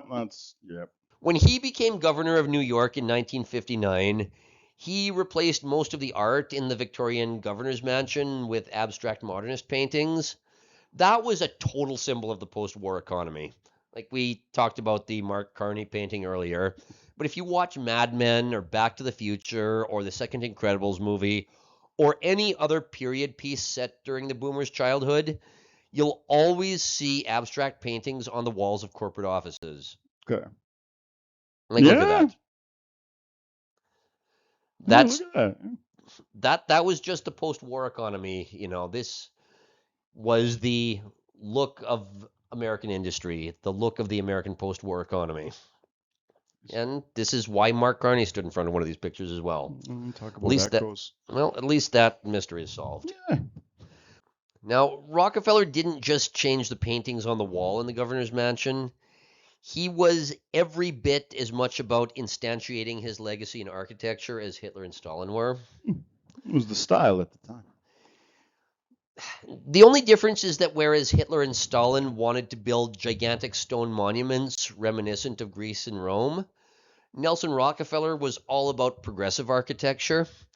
And just in case you've forgotten, let's take a look at some of the greatest hits of mid-century progressive architecture. Look at that. Ugh. It's the Opera House in Caracas. Doesn't this just inspire you to sing opera? It looks like a Star Wars fortification, like in a video game, and not a recent one, like circa the 2010s. Like the one on the top right is a local building, Robarts Library. Those poor kids at U of T. Yeah. They had to adjust the windows at the top of this thing because so many students of a particular Eastern ethnicity were jumping out during finals. The one in the bottom left is Boston City Hall, which is sometimes been called the ugliest building ever made. Yeah, and it's silly. There's just like nothing good here. It's a bad idea. There's a reason that we build buildings. It looks like an old video game glitched out in the rendering. Yeah, or they're trying to they cheaped out when they wanted to show like a destroyed building. Like it looks like incomplete or damaged. I guess that's indicative of the post-war economy. Maybe something on a Freudian level. I don't know. You paint what you know, I guess. And then the one on the bottom right is the National Theatre in London. Another fortification looking Yeah. thing. So I think the Blitz. I'm blaming the Blitz for this. I don't think Shakespeare would have been as inspiring if the globe had looked like this. It's not the globe. It's the fortress. It's the pillbox. Come see theater. The fucking fortification. Yeah, so this is a veritable panoply of all sorts of concrete slabs. And we've gone over this stuff thoroughly, especially in our 10th and our 14th episodes. For whatever reason, the American intelligentsia got hearts in their eyes about ultra efficient modular working houses and decided to apply the really utilitarian look to everything, including skyscrapers. To the delight of every dog that loves to pee on the concrete and dissolve it slowly onto these buildings. Now, during Nelson's tenure as governor in the 60s, he decided to move everybody out of a residential area and level it because he wanted to build this. Fuck you, pause. Look at this. 4 different views of it. I would be so angry if someone destroyed my house to like build this horrible thing. I don't find this inspiring. I think Nelson Rockefeller was a true believer. He believed this was inspiring. He believed this was going to be him instantiating his legacy for the ages. Yeah, I guess it did, but like, Yeah. this is your legacy, buddy. Congratulations. Ugly buildings. This is the progressive version of Hitler's planned remodeling of Berlin. Yep. Nelson Rockefeller literally drew this on the back of a postcard and gave it to his architect. There we go. The funny shaped building in the top left, that's the Performing Arts Center in Albany. Okay. Sometimes called the Egg. Let's look closer at it. Not really an egg. Kind of a spaceship from the an 80s movie. So he got the idea for this by putting a sliced grapefruit on a milk carton and saying, let's make this an opera house. I don't want to say that you should go to a gulag for suggesting this, but like, He was the guy who sent people to the gulags. well, that's the problem. He was the guy who laid down the law at Attica. It's always the guy who decides who goes to the gulag who needs to go to the gulag. Yeah, fair. Whatever you think of this, he was sincere. He had the sincerity of a failed artist. I mean, that makes it funny. Yeah. This was not the only brutalist utopian scheme, though, that he was instrumental in developing. He was heavily involved in the development deal where his dad's funds were used to purchase the land for the United Nations building. The ultimate failed American utopian scheme. And speaking of failed American utopian schemes, he was behind this as well. Oh, yep. Those were some ugly buildings. Like, they're less ugly than what they put up, but like to replace it, but eventually, but these are 2 very ugly buildings. Yeah, if you grew up in the 90s, you might remember these buildings. Yeah. The World Trade Center was planned, designed, and approved during Rockefeller's governorship as part of an urban renewal project. His brother David was probably more of a prime mover than he was. But just look at these buildings. This is the vision of a man whose vision of utopia is made out of concrete. This is a guy whose brain works very differently than a human being who is not in control of everything. This is like what Barron Trump would do. What Barron Trump will do. Let's get real. At any other time in history, Barron Trump would have already been given an army and told to go invade a province. Yep. Oh, yeah. California is yours, boy. Go. Now, if you're a fan of corny 80s movies, Harrison Ford and Melanie Griffith did a movie called Working Girl that starts with a shot of the Statue of Liberty, then pans around New York Harbor, eventually settling on a shot of the Twin Towers. Carly Simon, the quintessential diva of the boomer generation, sings an uplifting song about working for the man and pulling yourself up by your bootstraps, and it begins with the lyrics, "Let the river run. Let all the dreamers wake the nation. Come the New Jerusalem. Silver cities rise. The morning lights the streets that lead them, and sirens call them on with a song." New Jerusalem. Yeah, still in the culture. There you have it. It doesn't get more explicit than that. Since Miles Standish and the Puritans landed on Plymouth Rock, every generation of Northern Protestants has believed in some combination of Providence and New Jerusalem. Nelson Rockefeller may have been born into an unfathomable amount of wealth, but he had a strict Baptist upbringing, as did many people in elite American circles at the time. And you see it instantiated in this gigantic monolith of American commerce. If you believe that the character of a people is instantiated in its buildings, I think that the replacement World Trade Center is the personification of a people where something is missing. The other freaking tower. Well, No. look at that. It's just uninspiring. It's the tallest building in Manhattan. First off, I just want to apologize to any migrating bird Yeah. that is going to die hitting this freaking ugly thing. Now, I want to point out that they didn't realize that there was a road that runs under and near it.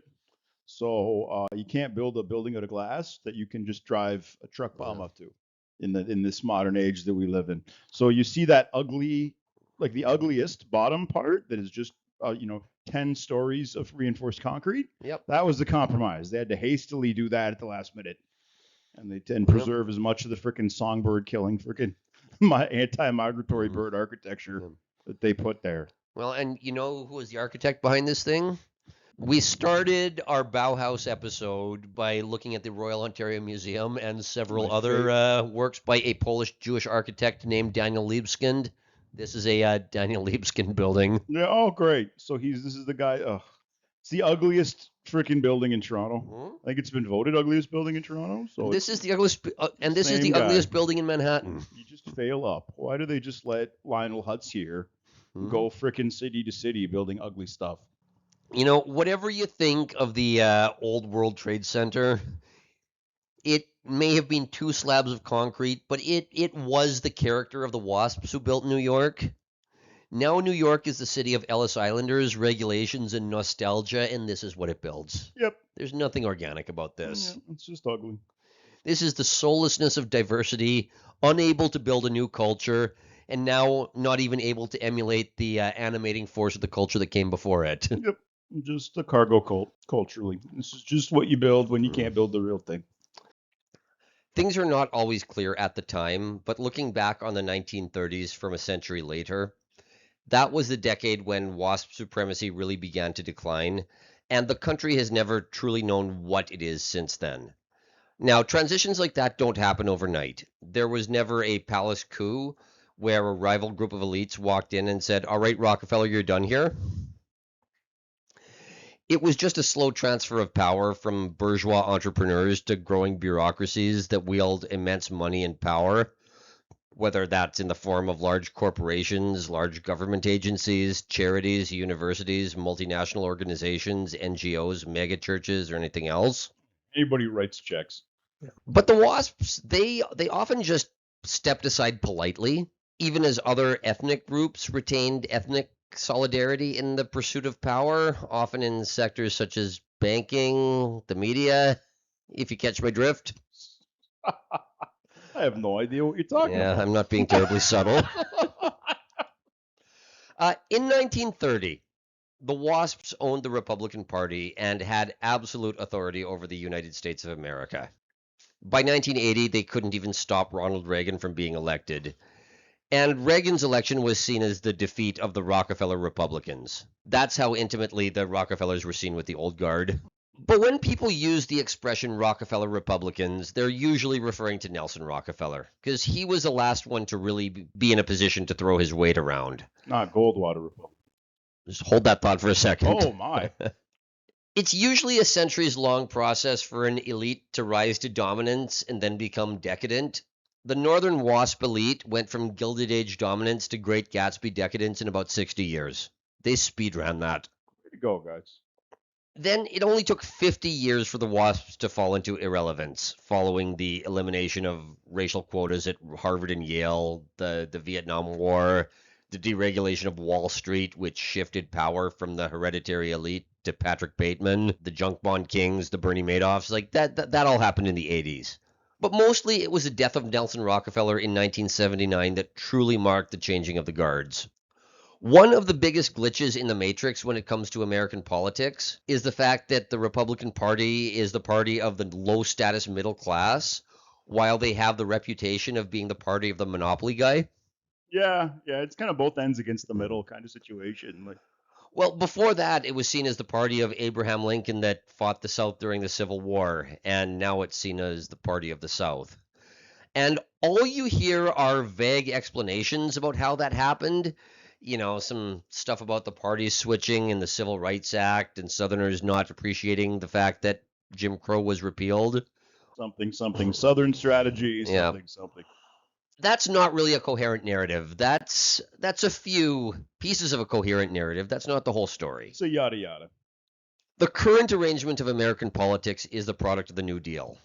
The Democratic Party's New Deal coalition was an alliance of voting blocs from all over the country, including labor unions, city machines, blacks, urban Catholics, Jews, Southern whites, intellectual circles, and the bright young men, which were the university graduates who never got jobs during the Great Depression, so went to work for the government.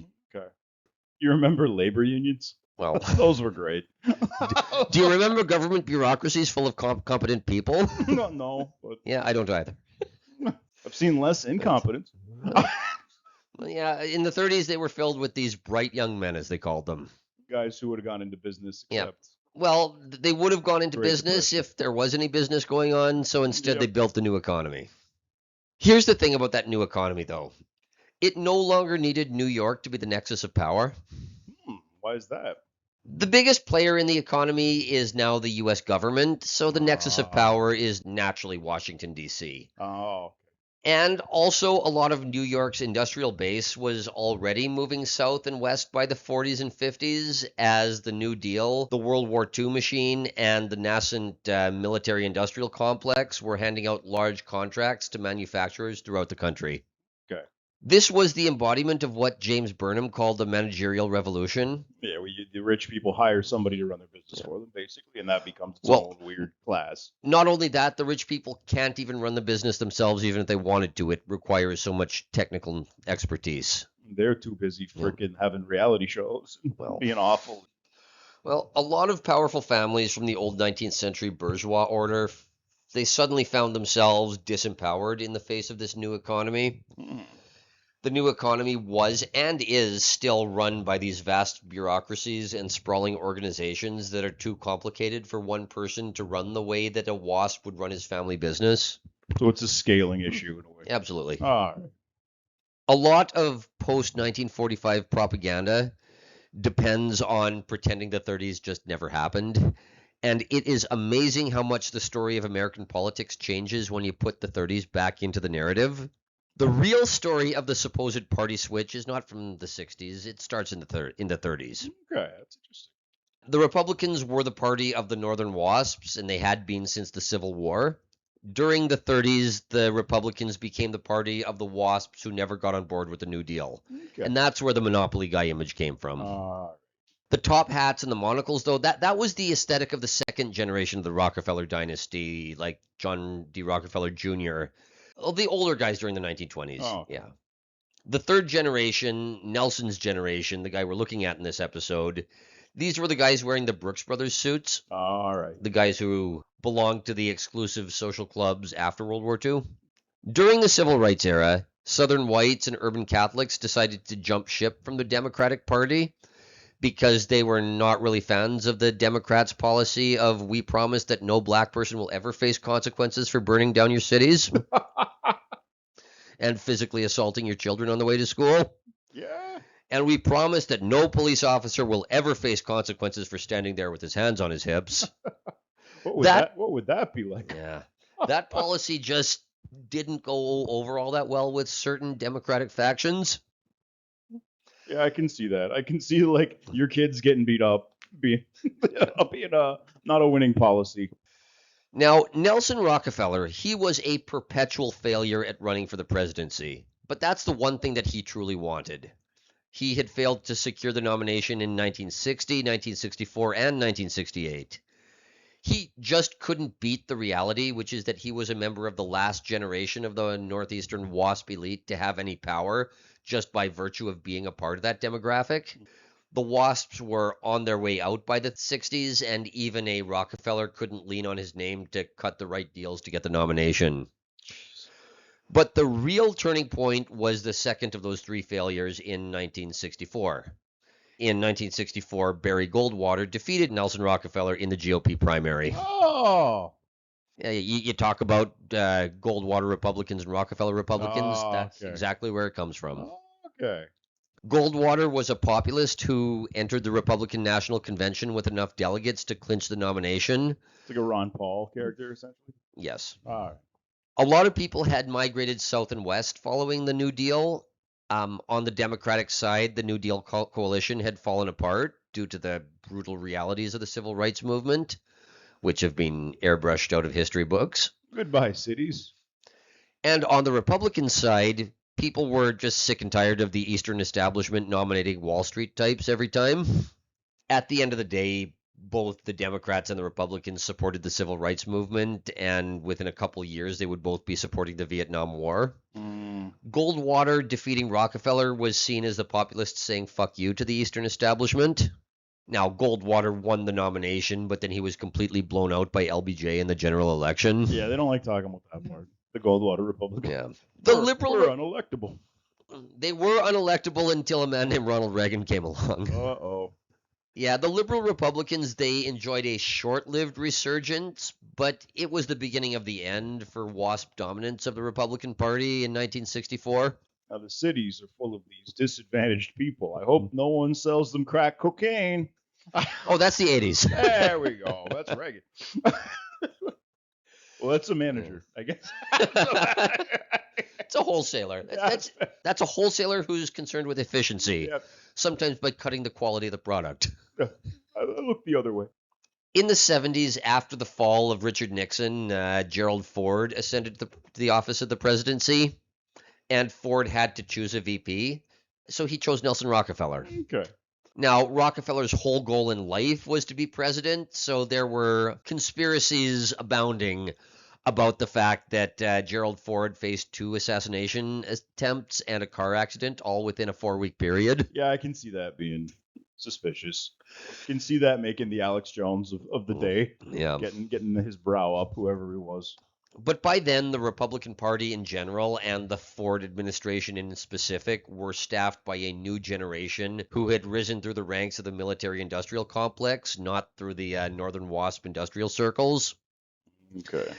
And they could finally push the old WASPs aside. Members of this new generation included names like Donald Rumsfeld. Oh, that guy. Yep. Dick Cheney. Oh, him, of course. Yeah, in 1976, a populist named Ronald Reagan had spooked Ford with a strong showing in the primary against a sitting president. When it came time to choose a running mate, Ford opted not to go with his sitting vice president, Nelson Rockefeller, and chose Bob Dole instead. Oh, yeah. Because WASP old money just didn't fly in middle America anymore. You want an energetic. Bob Dole was known for being high energy, and no, he was not. He was a dud. If there's one picture that represents the end of WASP propriety in the halls of American power, it's this one here. This is Nelson Rockefeller deciding to show a little less decorum than the WASP elite had traditionally shown. Now, when this picture was taken, Rockefeller had already been replaced by Bob Dole on the ticket, but he was still campaigning for Gerald Ford. Okay, yeah. He was appearing with Bob Dole at an event in Binghamton, New York, when a group of left-wing university students started heckling him, mostly about Attica and his harsh drug enforcement policies. Okay. Remember, Nelson Rockefeller was a liberal Republican, raising taxes and spending a lot on social programs, but when Gerald Ford was trying to position himself as a more hardline conservative and populist to compete with Ronald Reagan, it was great to have an old money WASP liberal losing his cool and flipping off a bunch of hippies. Yeah, the optics.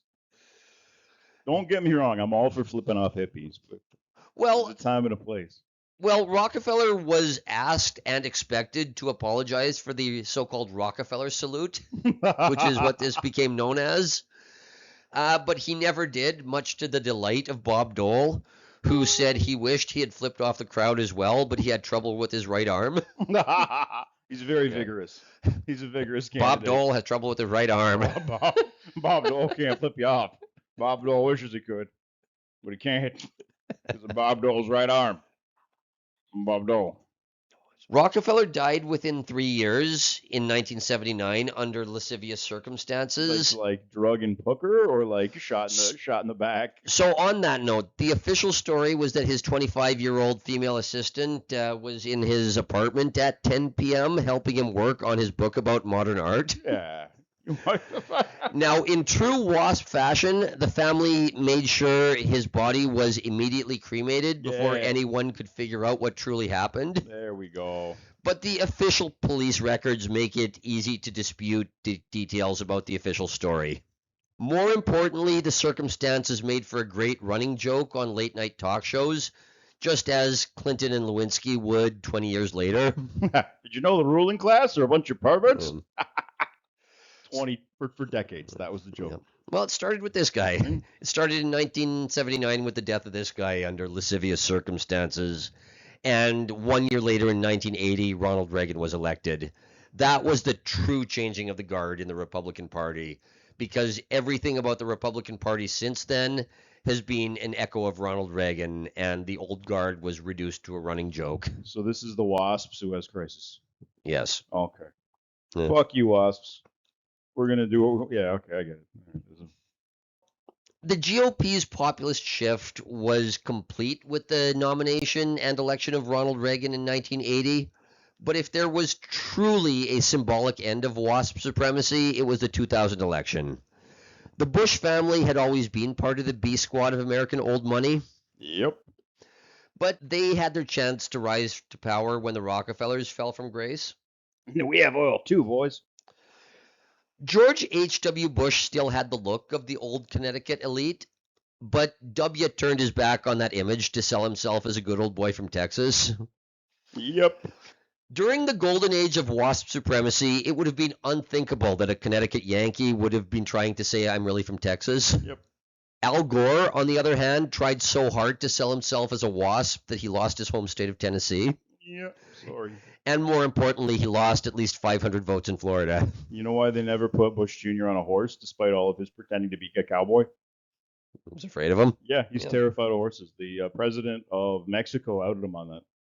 So that's why he was always, if you look at the propaganda at the time, he's always like clearing brush to be an everyman. He's never like riding the horse. Yeah. Because he's a Connecticut freaking, I guess he wasn't on the polo team.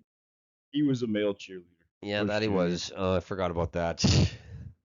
In the year 2026, it's often a challenge to separate the signal from the noise with Donald Trump. But probably the most historically significant thing about the Trump administration is the fact that his entire cabinet and basically his entire inner circle, they're a bunch of Ellis Islanders. The tired, the poor, the unwashed masses, Exactly. yearning to breathe free. Yeah, Trump was a guy who always wanted to get in with the WASP circles, but he never could. He's a running joke in New York. It's like if you're an effete New York money person, you like laugh at Trump. He's like doing an impression of you.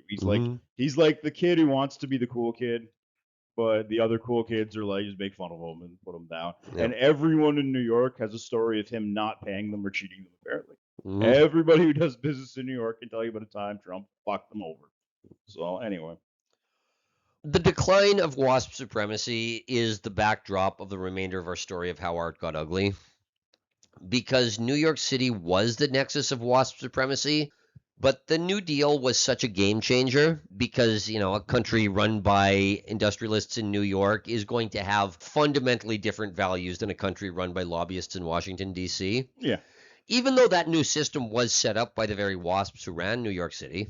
Yeah, but the golem got out of control. That it did. Yeah, today New York City is still a cultural behemoth, but after 1945, the military-industrial complex was so vast and sprawling that elite culture started sprouting up in a lot more places. You had NASA in Houston, you had Silicon Valley, and later you had Microsoft in Seattle. Whatever the hell's going on to make Austin so important, I guess just Joe Rogan. Well, that's just it. Yeah, I mean, another example. Yeah, Florida was built up in the 60s, and you can't talk about American culture without talking about Disney World. Yeah. The music industry is still mostly centered in New York and LA, but country music is centered in Nashville, and Motown was in Detroit. And during the golden age of trashy TV, Chicago was culturally relevant enough to give us Oprah, Donahue, and Springer. Yeah, makes sense. Also, most of the post-World War II presidents rose through the ranks outside of the historical elite WASP circles of the Eastern establishment. You know, Eisenhower was from Kansas, Johnson was from Texas, Carter was from Georgia, Clinton was from Arkansas. Was he ever? And the most obvious case of breaking WASP supremacy was a Catholic from Massachusetts named John F. Kennedy. Yep. Whatever happened to that guy?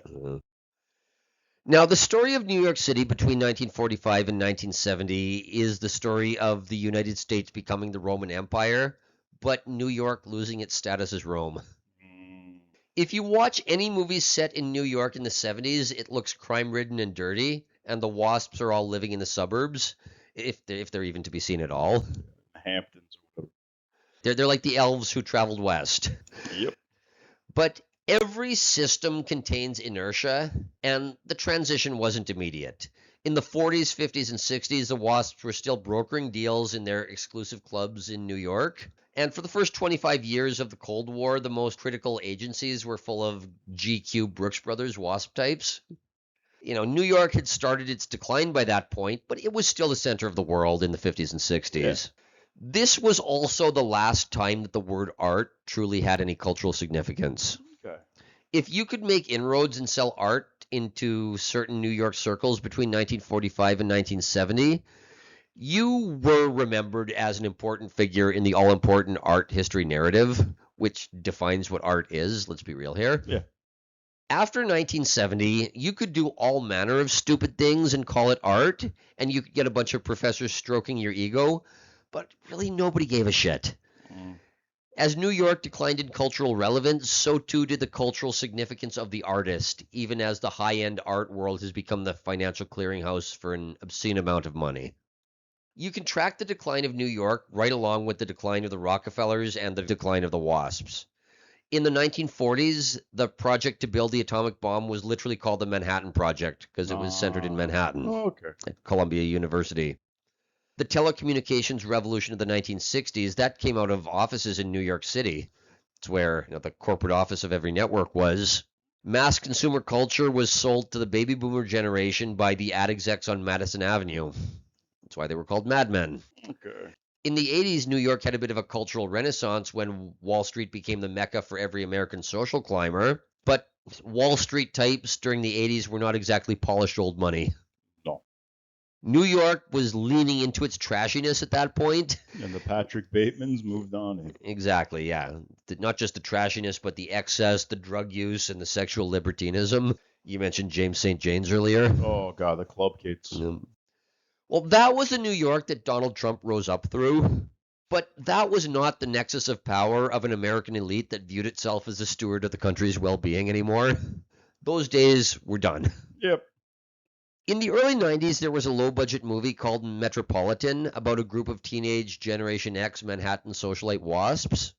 I said earlier that the United States has been in a perpetual identity crisis since the 30s. Yeah. That movie is the perfect example, because these kids were sitting around their parties wondering what their position was in society as the descendants of the country's historical ruling class, when the actual power outside was now in the hands of sociopaths like Patrick Bateman. Yeah. This movie was made by a man named Whit Stillman, who is sometimes called the WASP Woody Allen. And it really does capture this loss of certainty in a country that no longer has a caste of hereditary elites, a country that's lost its Brahmins. Always had their royals. They're Brahmins, not their royals. Fair. But this identity crisis permeated 90s media. I grew up in the 90s when Hollywood was constantly selling us on the desirability of being middle class in New York City. You know, from Seinfeld to Friends to Sex and the City. The ideal 90s show had an ensemble cast playing a group of New Yorkers who were neurotic and quirky but intelligent and cultured. Yeah. That was the quintessential 90s show. Yeah, we all wanted to go join the party. Yeah. These shows, they captured the good parts of the New York vibe, and they sold a lot of people on the idea of living in a cramped New York apartment. But in hindsight, how aspirational was it really? These were not old Broadway shows about moving to the city and making it big. These were shows about being single and having an eccentric group of friends who sat around a coffee shop. Yep. Talking about nonsense. Yeah. Well, all of the New York success was just in the background. Yep. There was never a Rockefeller on the screen. Now, in Hollywood in the 90s, the symbol of success was always an apartment with a view of the Manhattan skyline. But the shorthand for a character being old money was going to meet their old WASP parents in the suburbs or the Hamptons or Yeah. wherever else. That was the really rich people. Because the old money is long gone. Well, this was all part of that same identity crisis as Wood Stillman's meditations on being part of the elite class whose birthright had been sold off. 90s Hollywood certainly captured the Jewish experience and resentment of an ethnic group that had worked hard and pulled every trick to maneuver itself into cultural dominance. You call these bagels? Yeah. Only to find itself in a country where nobody really had cultural dominance. Yep. You work so hard for a thing that it just poofs out of existence the second you're there to get your hands on it. Yeah. Throughout 90s cinema, from The Big Lebowski to Being John Malkovich to Eyes Wide Shut to half the catalog of Harvey Weinstein, a lot of the most thought-provoking cinema was the meditation of a Jewish filmmaker who observed WASP culture, imitated WASP culture, sometimes genuinely respected WASP culture, and often executed WASP culture with a lot of talent. And yet, the WASP is still an old man in a big house, perfectly content to just fade away because his time has passed. Like the elves. Mm-hmm. When the WASP dies off, who is a Jew going to imitate to signal status? I think there's stuff in the Old Testament about what happens when they lose a strong king. Yep. What happened when Moses turned his back for 2 minutes? We've talked about how our culture has been stuck in an auto loop for the last 100 years. And in that last 100 years, the Jews have created a lot of great media. But because of this ongoing identity crisis, the only culture that the Jews have created has been ephemeral and derivative. But it hasn't withstood the test of time because there's been a complete loss of any mainstream culture. Yeah, it's done. Mass media, that, the throne no longer exists. Now, in the 21st century, New York's identity crisis has only gotten worse. After 9/11, there was an outpouring emotion, and J.P. Morgan vowed that as a Wall Street institution, it would move back into the World Trade Center when it was rebuilt. But a lot of cheap commercial real estate came on the market in 2008. I believe it. Not least because a few of the other investment banks went tits up. Oops. Yeah, so when a lot of that cheap real estate went on the market, JP Morgan's plans were thrown out, and the rest of the financial services industry soon followed suit, especially as trading is now increasingly automated and business is increasingly done via Zoom call. Who the hell needs to be in New York anyways? Yeah. They still make the grunts go into the office for security reasons, so they keep an eye on them. But, the people that actually make the decisions, they're never there. No. They're there when they have to, fire somebody, maybe. They might do that over Zoom. Or just a text message saying your computer's not going to work anymore. Yeah. No, I didn't say. What about my last check? I didn't say anything about your last check. By coming into work, you're creating a hostile work environment. These days, if you go to Lower Manhattan, the financial district feels oddly quiet at night between the buildings that have been repurposed as luxury condos. There still is definitely an organic Manhattan culture, and there are still certainly people with an obscene amount of wealth, but you can't help but feel like the city is no longer what it's supposed to be. It's not the city on the hill. Not everybody's not looking to New York for what to do. Yeah. It's just not. Just like we're not all looking to Hollywood for entertainment anymore, watching Squid Game or whatever the hell freaking Korean output's going on. It's just, nature of the beast. Now, going back to the Rockefeller Center in the early 30s, John D. Rockefeller Jr. was not a dinosaur by any means. It was the 30s, and Art Deco was as modern as anything else was. The main building, 30 Rockefeller Plaza, went up at the same time as the Chrysler Building and the Empire State Building. Yeah, some here. Yeah, this is Art Deco. Yeah. This was before everything was a glass box or a concrete First slab. off, you're welcome, migrating birds. Yep. Second, This is actually pretty. I like living around Not this. only is it pretty, it's inspiring. Yeah, you get a sense of awe. You get a sense of that, it's that it does something. It's that unpaired stimulus. It's not a symbol of efficiency either. Yeah, it's a symbol of grandeur. Now, John Rockefeller Jr.'s wife and son, i.e., Nelson, were not always the biggest fans of all of the artistic decisions made around Rockefeller Center, particularly the statues of Atlas and Prometheus, which Nelson thought were too ostentatious in this new world where we see the genius behind concrete cubes. Because remember, that whole thing's going on at the same time as well. Course, yeah. These storylines are all going on makes- simultaneously. Basically, this was one generation before it was considered enlightened to get rid of any embellishments or ornamentation. Okay. So these statues, I think these are fine, but they were viewed as a little too ostentatious, at least by the people who worship Le Corbusier. Another major cultural institution in the Rockefeller Center was Radio City Music Hall, home of the Rockettes. The Rockettes. My freaking nieces go and see these girls still. Radio City Music Hall was meant to be the equivalent of an opera house for an age of broadcast media. Oh, wow. You can see it, right? Yeah, definitely.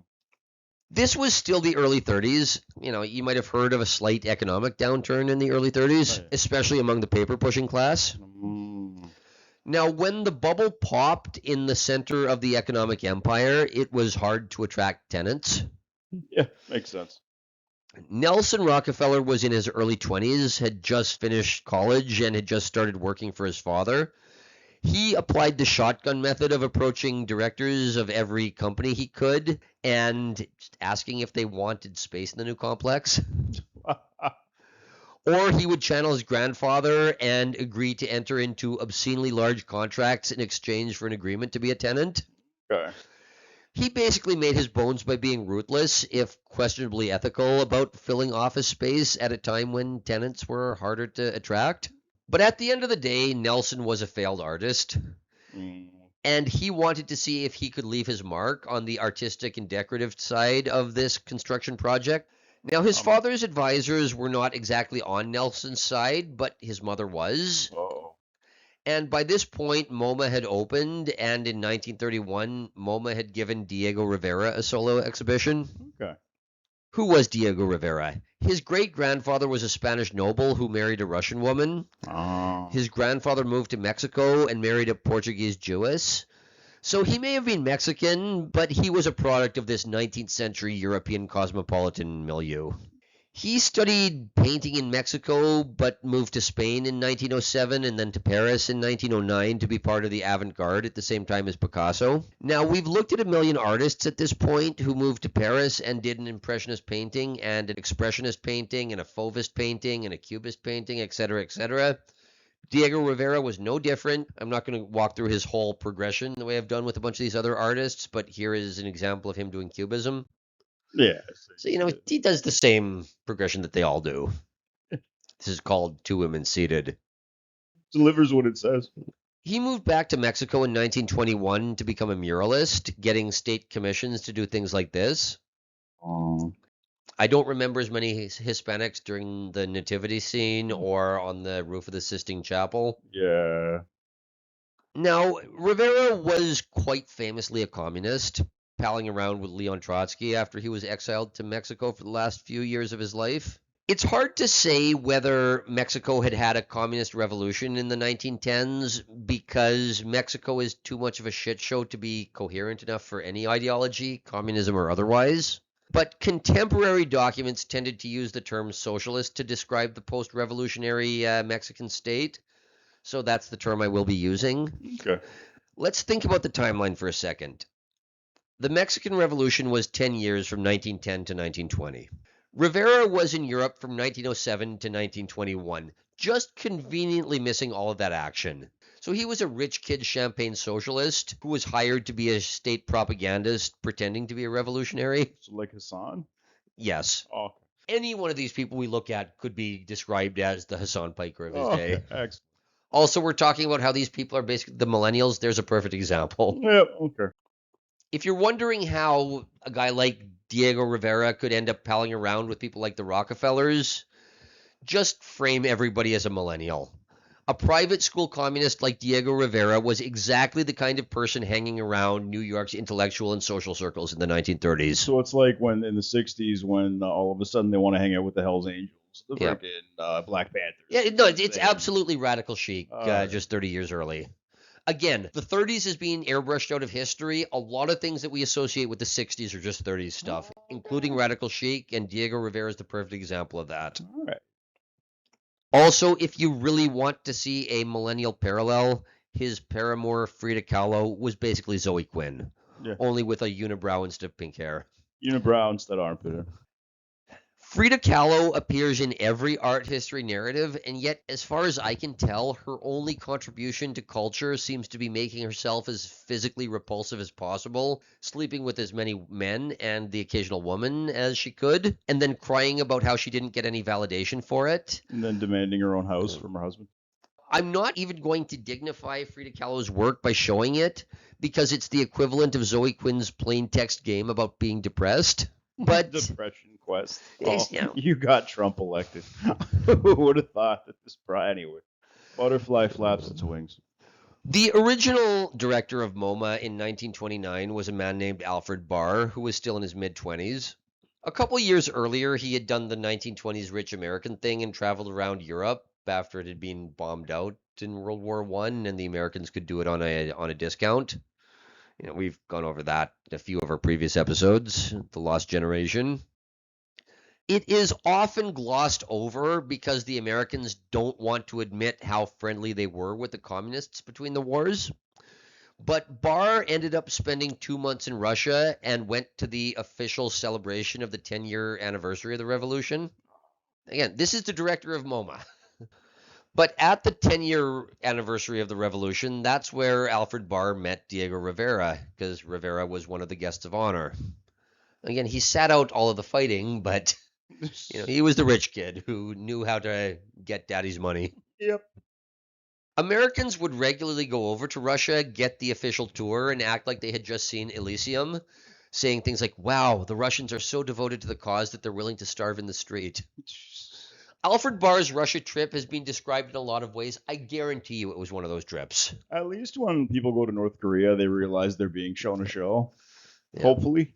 So it's interesting to see that be taken. It's like the people who believe pro wrestling. Yeah. Especially the ones who had just lost their jobs in 1929. Yep. Those are the ones who said, well, America's failing. Let's go to the new utopia in the USSR. Oh, God. In 1931, Barr organized a solo exhibition of Diego Rivera's work at MoMA, and Diego came to New York and stayed with the Rockefellers. So yeah, again, you're talking about radical chic. It is completely radical chic before the term existed. Our propaganda narrative airbrushes a lot of inconvenient things out of the 1930s, but nothing more so than the fact that all radicalism since the 60s has been a performative LARP of 1930s New York City. All right. That explains, because it's like, why would you go and protest? Why would you do this? Certain things that don't make sense. It's like a cargo cult. Yeah, that makes a lot of sense. If it's well, again, we are told that the 30s was the Okies and the Dust Bowl. No, the 30s was a bunch of New Yorkers doing radical chic with a bunch of champagne communists. Well, everybody fucking died under communism. Mm-hmm. A few months after Diego Rivera's exhibition, MoMA put on another show called Murals by American Painters and Photographers. The museum catalog was as pretentious as museum catalog copy always is, talking about how Renaissance painting was great, but new developments in concrete cube architecture were going to allow for new and amazing possibilities in the art of mural painting. And the art of cubes. Yeah, I'm not making that up. Cubes are going to be great because we can paint better murals on them. Yes. You'll all live in the cube. Well, not me, but you'll live in the cube. Now, since WASPs never miss an opportunity to self-flagellate, it talks about how Mexico has been able to produce murals celebrating legendary stories since the Aztec Age, the Spanish Age, and now the Socialist Revolution. There are these people. They're on the right side of history, I see. Yep. So the Mexicans are doing all this great stuff, but we Americans just have abstract values like freedom, justice, the melting pot, and the spirit of liberty. We have not been able to translate them into inspirational murals like, I guess, this is. So combine this with the early 20th century American love of collecting artifacts from every country but their own. And the American art establishment is convinced that socialist Mexico and Diego Rivera are going to show them the way that art is supposed to be made. Now, we did an episode on regionalism and social realism where 1930s art tended to look like this. Oh, yeah, okay. Now, this was often straight up communist propaganda, intentionally so. Daddy Warbucks up here isn't a fair representation. Well, especially the one on the bottom left as well. Oh, God, yeah. Have you ever met any poor people? No, but we know how they feel. We get to the heart of the human condition. I have been to university. I can tell you how poor people. Again, it's straight up communist propaganda, and the murals in the MoMA exhibition were no exception. One particularly famous mural was this one here. This was titled The Last Defenses of Capitalism by a Hungarian Jew named Hugo Gellert. I see in the top left, the Juggalos have come to battle. Okay, so on the top, these are supposed to be John D. Rockefeller Sr., who was still alive, though I think in his 90s at that point. Okay. Henry Ford. Hey. J.P. Morgan, the financier. Herbert Hoover, the president. And on the right, that's Al Capone. Okay. You know, hoarding their money, fighting back against the working man. Oh, yeah, so, bastards. Not just class warfare and armed showdown. Yeah, makes sense. The truth in revolutionary terms. Right? Now, Rockefeller was the guy whose fortune financed the whole damn show. Yeah. But he couldn't get his daughter-in-law or his grandson to defend his honor. There's no loathing like self-loathing of the WASPs. Like a high-end freaking humiliation ritual. Yeah. At least in the second generation of the Rockefeller family, it was possible for a WASP to get pushed too far. Okay. Nelson Rockefeller wanted to leave his mark on the Rockefeller Center, particularly the RCA building, and he wanted a modern artist to do it. He was adamant that he wanted art to reflect a world with cars and modern architecture. Yeah. He couldn't get Matisse or Picasso, but Diego Rivera was available. And he had just done a large mural for Edsel Ford in Detroit. Again, another old money American family palling around with a Mexican communist. Get the revolutionary boy here. Is he available? Check his schedule. Again, this idea that capitalism, socialism was some sort of ideological clash of the titans, this was after the fact made up by Hollywood. Yeah, a lot of fuck you, dad. Yeah. In this. Now, as the story is usually told, Diego Rivera had shown everyone his plans for a mural and had them signed off on. Without telling anybody, he added a picture of Lenin to the mural and refused to remove it, citing his devotion to the communist cause. Sneaky Lenin. Sneaky, shitty, rich communist kid. That's what it is. Orwell and C.S. Lewis, these people all realized that the communist movement was just spoiled rich kids with daddy issues and the real dregs of society who wanted to burn things. Yep. Yeah, they got that very, very clearly. So, again, according to the standard way of telling the story, instead of allowing Diego Rivera the artistic freedom to express himself, the evil capitalist Nelson Rockefeller buckled under pressure and had the painting destroyed. Destroyed with jackhammers. I think Oscar Wilde wrote a book about this. Like I said, this is 1930s New York, the Red Decade. When all the WASPs in New York lost their jobs and fortunes in the stock market crash of 1929, the joke was that they became Catholic, communist, or both. So like the Occupy Wall Street. Yes. Millennials.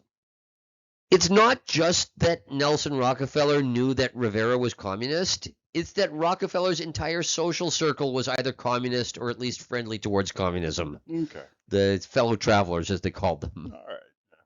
Now, the issue is that Nelson Rockefeller may have been taking a more active role within the organization, but he was still a kid in his mid-20s, and it was still his father's operation. His father was a devout Baptist who didn't appreciate a symbol of godless communism in his building. Yeah. So the story is usually told as this being a showdown between the capitalist Nelson Rockefeller and the man-child Diego Rivera. No, it was his father stepping in and saying, we're not doing this. There's not going to be a portrait of Lenin in my building. Son, congratulations, you found the real line. Yep. Now please get this crap out of my Yes. office. Okay. Yes, that's exactly what it was. Some people in this life, especially spoiled rich kids, are going to push until they find out where the real line is. Yep. It's not enough that they know the rules. They Yep. got to know how far they can push it. Yep. No, his father, Mr. Social Gospel, Mr. Rockefeller Foundation, Mr. Philanthropy, Mr. Corporate Social Responsibility. This guy had a real line, as you said. Yep. The idea that this was some arch capitalist letting the almighty dollar rule the day, that's just not true here. This is Dad bringing the hammer down on his freaking commie son. After Rockefeller paid Rivera for the job and plastered over the mural and, destroyed certain parts of it with jackhammers, That's how you deal with communism. Diego Rivera returned to Mexico and recreated it, still including Lenin, but with a few alterations, including portraying, the father, John D. Rockefeller Jr., getting drunk. Now, John D. Rockefeller was famously a teetotaler. Yeah, homie was a Baptist. Also, Diego Rivera was kicked out of the Communist Party for taking commissions from the Fords and Rockefellers. Yeah. But to be clear, this is always described as a clash of ideologies as opposed to petty social drama between a bunch of upper-class millennials who all went to the same social gatherings before, during, and after the incident. Let's just look at the painting here. It's like if you tried to get AI to do the next Marvel movie. Yeah. Or The Tick. Yeah. Like Arthur from The Tick. Yeah, I didn't want to say it, but yeah. Mothman here. Yeah, you can see Lenin between the two wings on the right-hand side there. Oh, it's like Where's Waldo? Yeah. Well, the real Where's Waldo is between the two wings on the left. That's where you can see a guy getting drunk, and that's supposed to be Rockefeller. Oh. This painting is titled Man at the Crossroads. What is it at the crossroads of? The left-hand side of this painting is supposed to represent capitalism, and the right-hand side is supposed to represent socialism. And they meet in the middle with a worker operating a machine and a scientist manipulating the atom. And he's got the Infinity Stones. Does this sound like Ebenezer Scrooge clutching his money bags? This is not the 1880s where capitalists were extolling the virtues of laissez-faire economics. And to be clear, that was viewed as a left-wing or egalitarian opinion in the 1880s because unbridled capitalism was viewed as a tool for the merchant class to get powers away from the royals and the nobles. Yep. This is just the zeitgeist of the interwar period, when factories had tooled up for World War I and realized they could now start convincing the public to buy all the excess production, as opposed to just producing what people needed. So for the first time ever, the economy was measured by consumption instead of production. And more importantly, was measured by standard of living as opposed to how much could be produced. Okay. Capitalism and socialism are terms that don't seem to have a consistent definition across time, and they always seem to mean whatever is most politically convenient. In the 20s and the 30s, a capitalist was somebody who wanted to let the factory owners keep the excess production, and a socialist was somebody who thought that the excess production should be redistributed. Everybody agreed that industrialization was here to stay. There were no Luddites. It was just a case of what to do with the excess industrial capacity, which was far more than enough to meet everyone's needs. That's what the capitalism-socialism debate meant between the wars. That's what this painting represents. It represents early 20th century industrial society based on mechanization and scientific discovery, and all the ways in which the capitalists and the socialists are using this new industrial capacity to build Huxley's Brave New World. Every textbook written since the New Deal contains some melodramatic story about this painting being destroyed because Diego Rivera had to find out, as you said, where the real line was. The story almost never talks about the fact that this painting literally has the word crossroads in its title because it represents progress at the crossroads of capitalism and socialism. It wasn't portraying these two things as opposing by any means. Yeah. At least as far as those words were defined in the year 1933. Yeah, this could arguably be like the Swedish or the Swiss model. Exactly, yep. Yeah, all right. The idea that anybody was shocked or offended by communism or socialism in the 30s is simply Cold War propaganda, where it was more convenient to portray those ideologies as the purview of the godless Soviet Union as opposed to the purview of a bunch of egalitarian Protestants. Who were running interference. Yeah, yes. Horrors going on in the Soviet Union. 3 generations of the Rockefeller family were Baptists who were neurotic about giving away their excess fortunes, both privately and through taxes. The WASP's ideology is not allergic to egalitarianism. It's just that even a WASP has limits to how much self-loathing he's willing to show. Yeah, especially when it comes to their money. Yeah. They'll flagellate themselves, but if they're signing a check, they're really. When I talk about the Red Decade and I say that communism was all the rage in New York during the 30s, it's one thing to talk about abstract theories that were in vogue, but what was it like on the ground? I mentioned earlier that the Rockefellers were hanging out with Diego Rivera, and that was radical chic, avant la lettre. But that is far from the only 1960s activist archetype that had already been played out in Manhattan 30 years earlier. The bra-burning women's lib feminist, the Black Panthers, the trust fund kid performatively talking about the evils of capitalism, the college man who mouths the slogans to get a piece of the free sex, all of this was in 1930s New York. Okay. That trickled down. All right, I get it. The 30s were known as the Red Decade or the Pink Decade, when everyone who was anyone in the American elite was communist, or at least communist friendly. New York City was called the most interesting city in the Soviet Union. Jesus. Yeah. Eugene Lyons' classic The Red Decade, which I recommend everybody read, goes over this period. It was written in 1941, so it was not tainted by post-war propaganda objectives.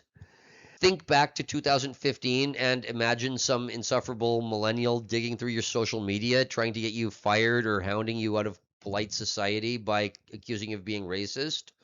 Or 2017, the height of Me Too, when every woman was able to blackmail her employer by bringing up a joke at the Christmas party 7 years earlier. In the 1930s, the equivalent moral panic was red baiting. That's the equivalent of you're a misogynist or you're a racist. You're a red baiter. If you criticize Stalin, if you criticize the utopian project going on in the Soviet Union, you were at risk of being labeled a red baiter and kicked out of polite society. You guys are other kind of baiters. Yeah. In the 30s, there was an official party line coming out of the Comintern in Moscow, where if you wanted to remain a communist in good standing, you would have to follow whatever orders came out. This meant infiltrating every organization from a labor union to a bowling league. Yep. It meant recruiting useful idiots, or in the parlance of the day, fellow travelers. And it meant producing propaganda for the cause, often propaganda that was an apologia for Stalin's latest atrocity. Sounds like religion almost. And remember, within a 12-year period, you had the 5-year plans, the Holodomor, and the Great Purges. Oh, those were the days. They were banging them out. It's Now, like Thriller. Now, Lyons noted that there was no atrocity that Stalin could commit that was too big for the new republic of the nation to start making excuses for it. Those people are just Ukrainians. We don't care. We still don't care. Or more importantly, they were getting in the way of utopia. Yep. Well, at least that was the case until 1939. Stalin held the American intellectual class in such low regard that he did not tell anybody that he was making a pact with Hitler until it was publicly announced.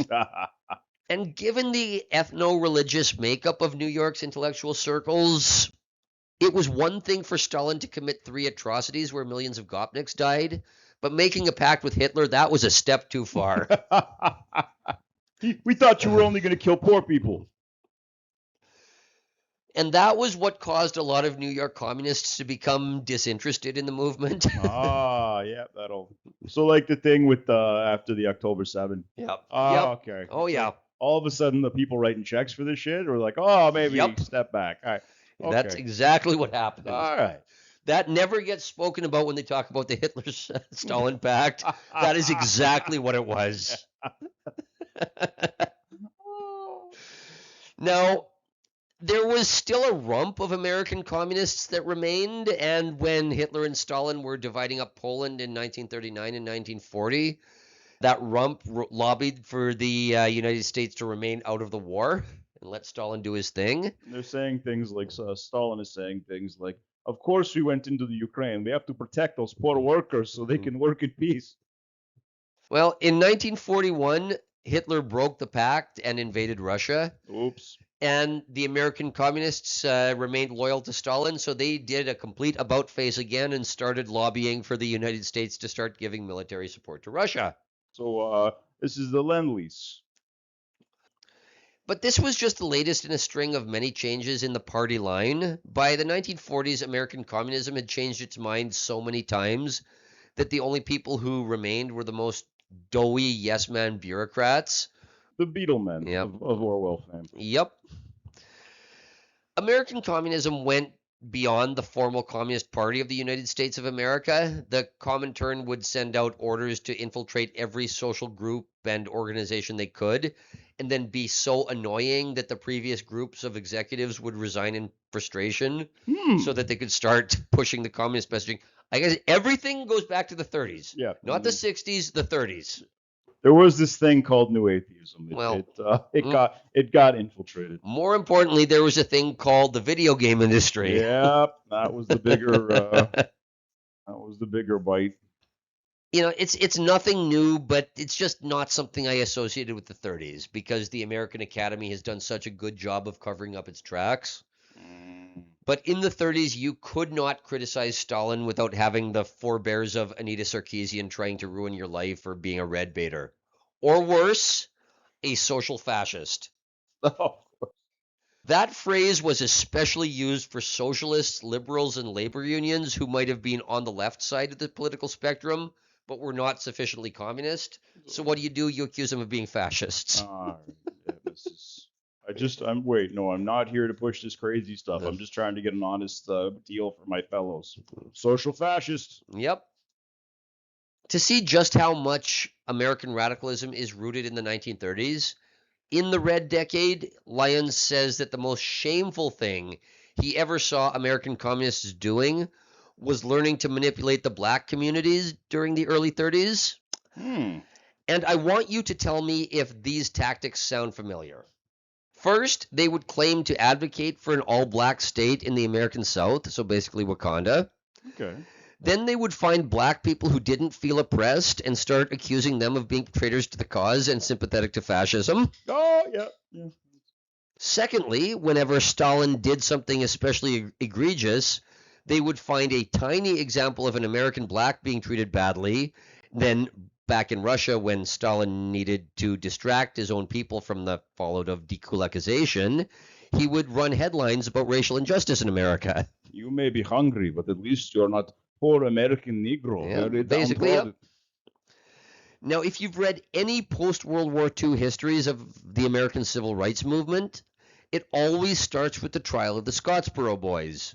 Eugene Lyons talked about this in his book in 1941, so before everything was tainted by this civil rights lens, he made it abundantly clear that the Scottsboro ballyhoo was for two reasons. One, for the communists to raise money for themselves, and two, to distract people from the Holodomor, which just so happened to be going on at the same time. Yeah, they were covering up the oppression of my people. Yeah. Every history of the American Civil Rights Movement starts with the Scottsboro Boys, and that's what it was for. Emmett Till was also used to cover up the Hungarian uprising in 1956. Fun fact: his dad was convicted of SA and hung in Italy. Yep. So we made a big deal out of Martin Luther King being murdered, but he happened to be murdered right at the same time they were crushing the Prague uprisings in 1968. And then when the Soviet Union fell, you had the Rodney King riots. So it seems like every time the Americans need a distraction, stop communism from looking bad, or at least to stop the Soviet Union from looking bad, the blacks get up in arms. And this explains like the moral equivalency. Yep. You see there, like it's never like, yes, we're not perfect, but we didn't like kill a million Gopniks. Yep. It's always like we're just as bad. You think the freaking what's going on with the Uyghurs was terrible? Yeah. Look at what happened to this poor woman who had to sit at the back of the bus. Eugene Lyons said there was one thing, though, that especially disgusted him. Whenever Stalin said that the party needed a distraction, the orders would go out for American communists to rile up Negroes to the point that they did something stupid, and when the Negro was inevitably arrested, they would just happen to have a photographer on the scene screaming police brutality and getting a front page picture for the newspapers in Moscow. Yeah. Does that tactic ring any bells? Well, even like Jonestown was Yeah. pretty much that as an American communist riling up the black community. Oh, yeah. Like same thing with that. Just in case you think I'm exaggerating about this, I'm going to read a couple of quotes from the Red Decade verbatim.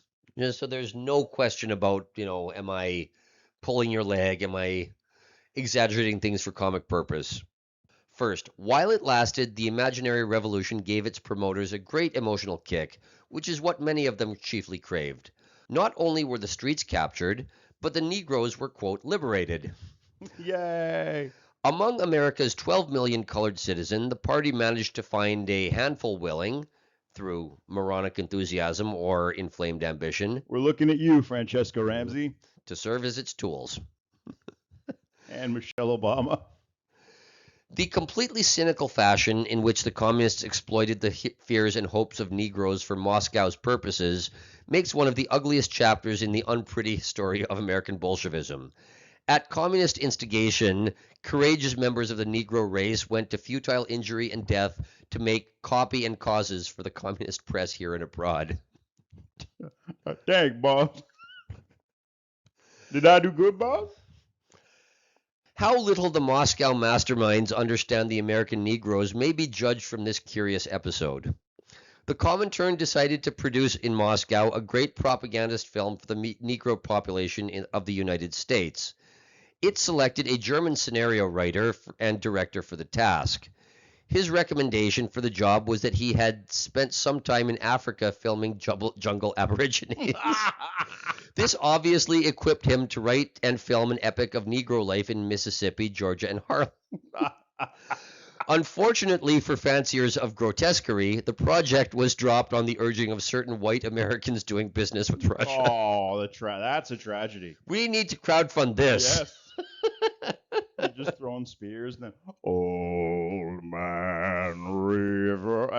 Yeah, exactly. Another one, this is again a direct quote. The comrades wore caps and leather jackets and unshaven faces. The girls in the movement disdained lipstick and cut their hair short and lived demonstratively with Negroes. The liberal periphery was hectic with amorphous excitement, which I shall analyze in some detail later. For the moment suffice that writers and painters, social register gals, and a few bankers had discovered the proletariat and greeted it tumultuously. The revolution, to put it tersely, did not exist, but had a glorious career notwithstanding. Stalin needed the fiction as a smokescreen for his Iron Age of liquidations and executions. The American comrades and near comrades obliged. Jesus. So women cutting their hair short, not wearing makeup, and living with Negroes to be performative about it. So we haven't moved an inch. No, we haven't. Wow. What a time capsule. Do I really need to draw any more parallels between the elite World War II generation and middle-class millennials? Did they dye their hair funny colors too? Did they appropriate? I guess punk culture wasn't a thing yet, so they couldn't appropriate it. If they hadn't, it's only because like those colored dyes didn't exist at the time. They'd been commercially available. They've been all over that. Now, I said earlier that the moral panic of the day was red baiting. If you criticized Stalin, you ran the risk of being labeled a red baiter, which would carry the same stigma as an accusation of racism in 2015. Okay. The only real difference was that the rules of proper ideological compliance did not originate in university departments. They came straight from the Comintern. This reminds me, this puts that in perspective, that movie, the Attack of the Body Snatchers. Yep. Now that makes sense. Yep. Okay. The Comintern was technically independent of the Communist Party in the Soviet Union, but in practice, whatever Stalin decreed would be obeyed by the loyal foot soldiers around the world. And when there was a man-made famine or blood purge going on in Russia, Stalin could always order American communists to all say in unison, "Oh yeah? Well, we treat blacks and Ellis Islanders horribly in this country, so get off your high horse about Stalin." Wow. And it worked, because there is no loathing like WASP self-loathing. Yep. Yeah, they love getting told their shit.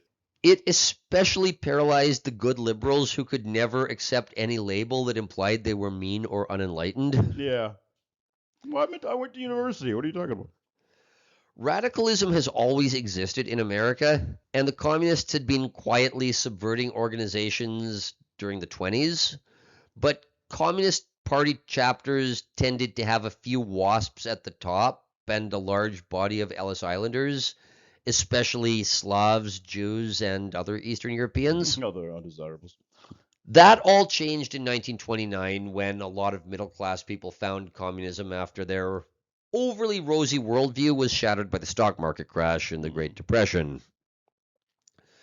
As I said earlier, the joke was that if you lost your job or you lost your fortune, you'd either go Catholic or communist. I mentioned Alfred Barr's trip to Russia where he met Diego Rivera. There was nothing unique about that trip. In the early 30s, Americans would go to Russia almost on a spiritual journey to see the paradise that all the intellectuals were describing. So they would get the official tour. They would be enamored by everything. When they saw peasants starving in the street, they were inspired by the number of true believers willing to starve for the revolution. When they would see a filthy hospital, they would go home and talk about the miracle of socialized medicine, actually using that term. So like Hassan going to Cuba recently. Yep, Okay. exactly. All right, I'm still doing this. Just because nobody had to pay. Yep. Russian tour guides would ask, "Are Americans all this retarded?" I believe it. I can. Oh God. Now, between 1928 and 1935, the party line from the Comintern demanded that communists be a pain in the ass everywhere because Stalin needed cheerleaders for the 5-year plan and forced industrialization. So in New York, between 1930 and 1935, highbrow culture was all about the communist cause and was best described as fan fiction about the working class. From people who'd never met the working class. It was informally known as prolet cult or proletarian culture, and there was one small thing that annoyed the elites, which is that the actual working class didn't give a shit about their art. Yep.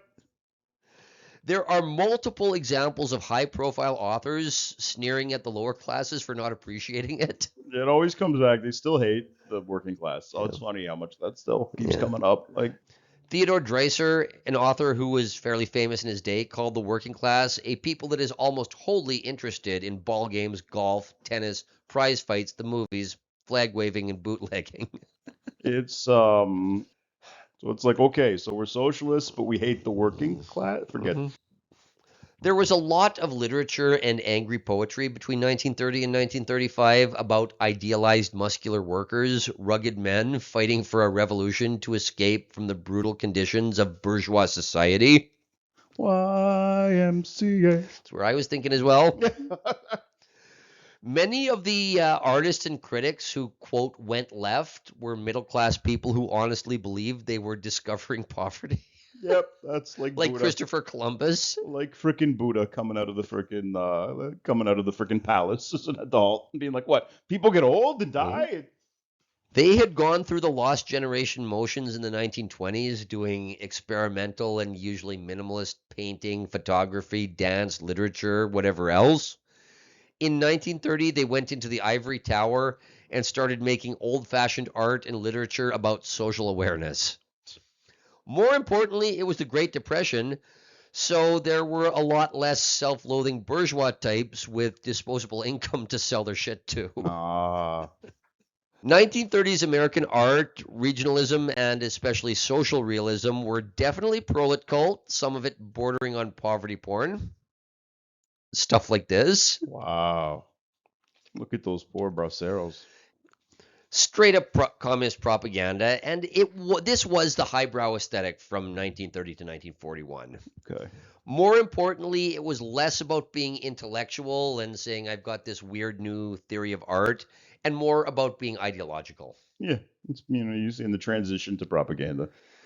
The people doing this were not all communists per se, but when a directive came down from the Comintern, the slogan spread very quickly, especially if you didn't want to be excluded from New York's art circles.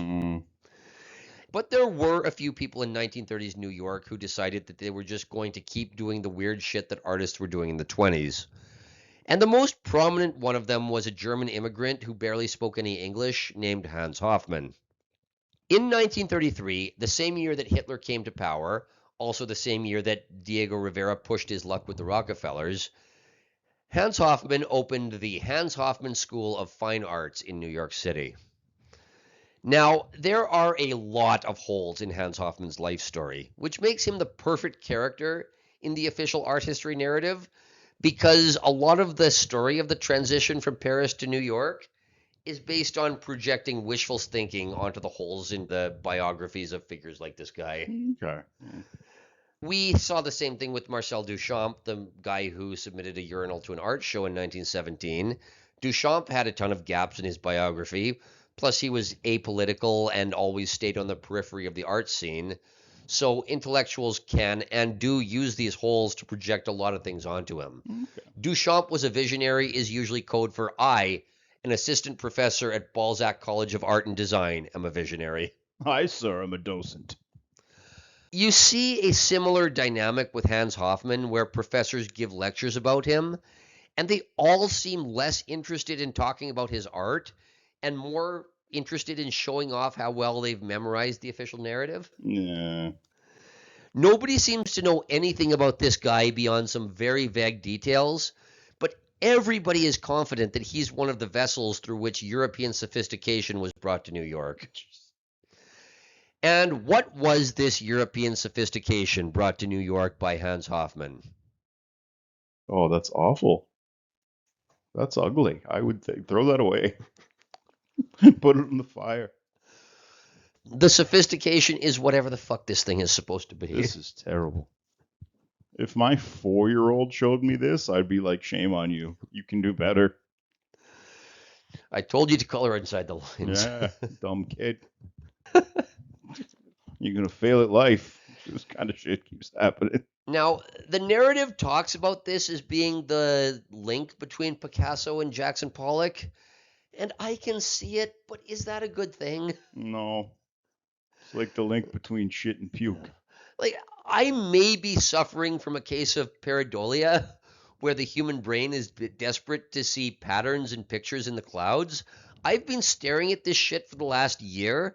I'm starting to get sucked down these rabbit holes myself, seeing artistic influence everywhere, instead of just stepping back and asking myself if this just looks like an ADHD kid randomly started smearing paint on the canvas. I hate this. This is upsetting to look Yeah. at.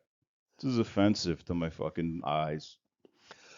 Yeah, I watched at least half a dozen lectures on Hans Hofmann on YouTube. You're a trooper. They were all delivered by boomers who went to university in the 60s or 70s. There we go.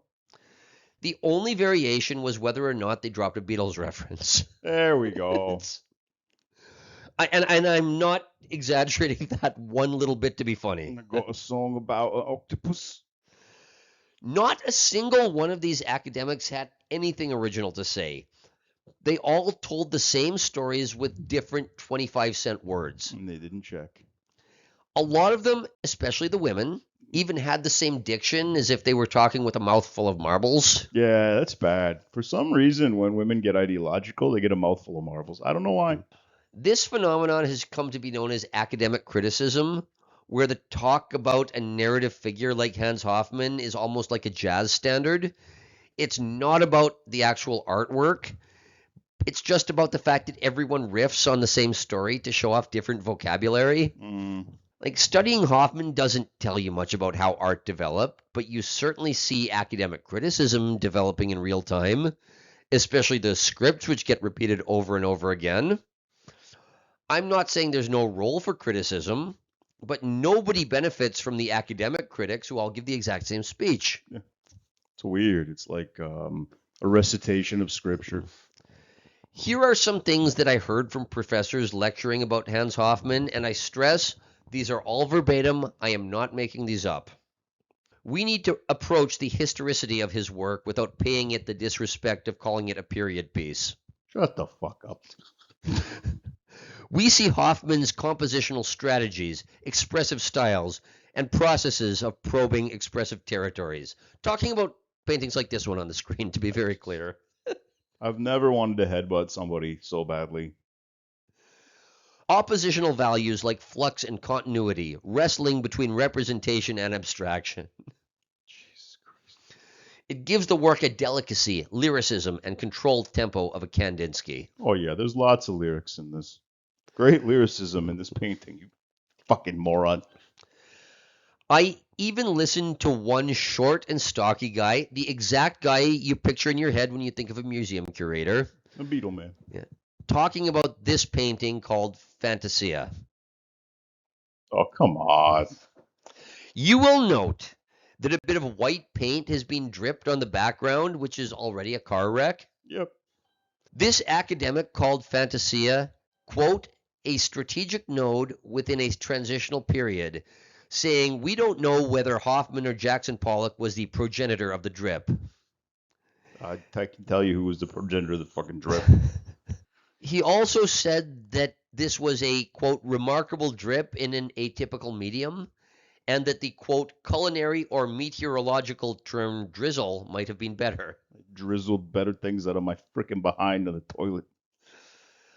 I don't think anything sums up academic criticism more than professors writing papers debating who dripped paint on the canvas first, Hans Hofmann or Jackson Pollock, and saying it's a milestone moment in a continuous story arc. Michelangelo, Rembrandt, Reynolds, Turner, Courbet, Monet, Van Gogh, Cezanne, Matisse, Picasso, and then we're not sure who, but one of these two guys drizzled paint on a canvas.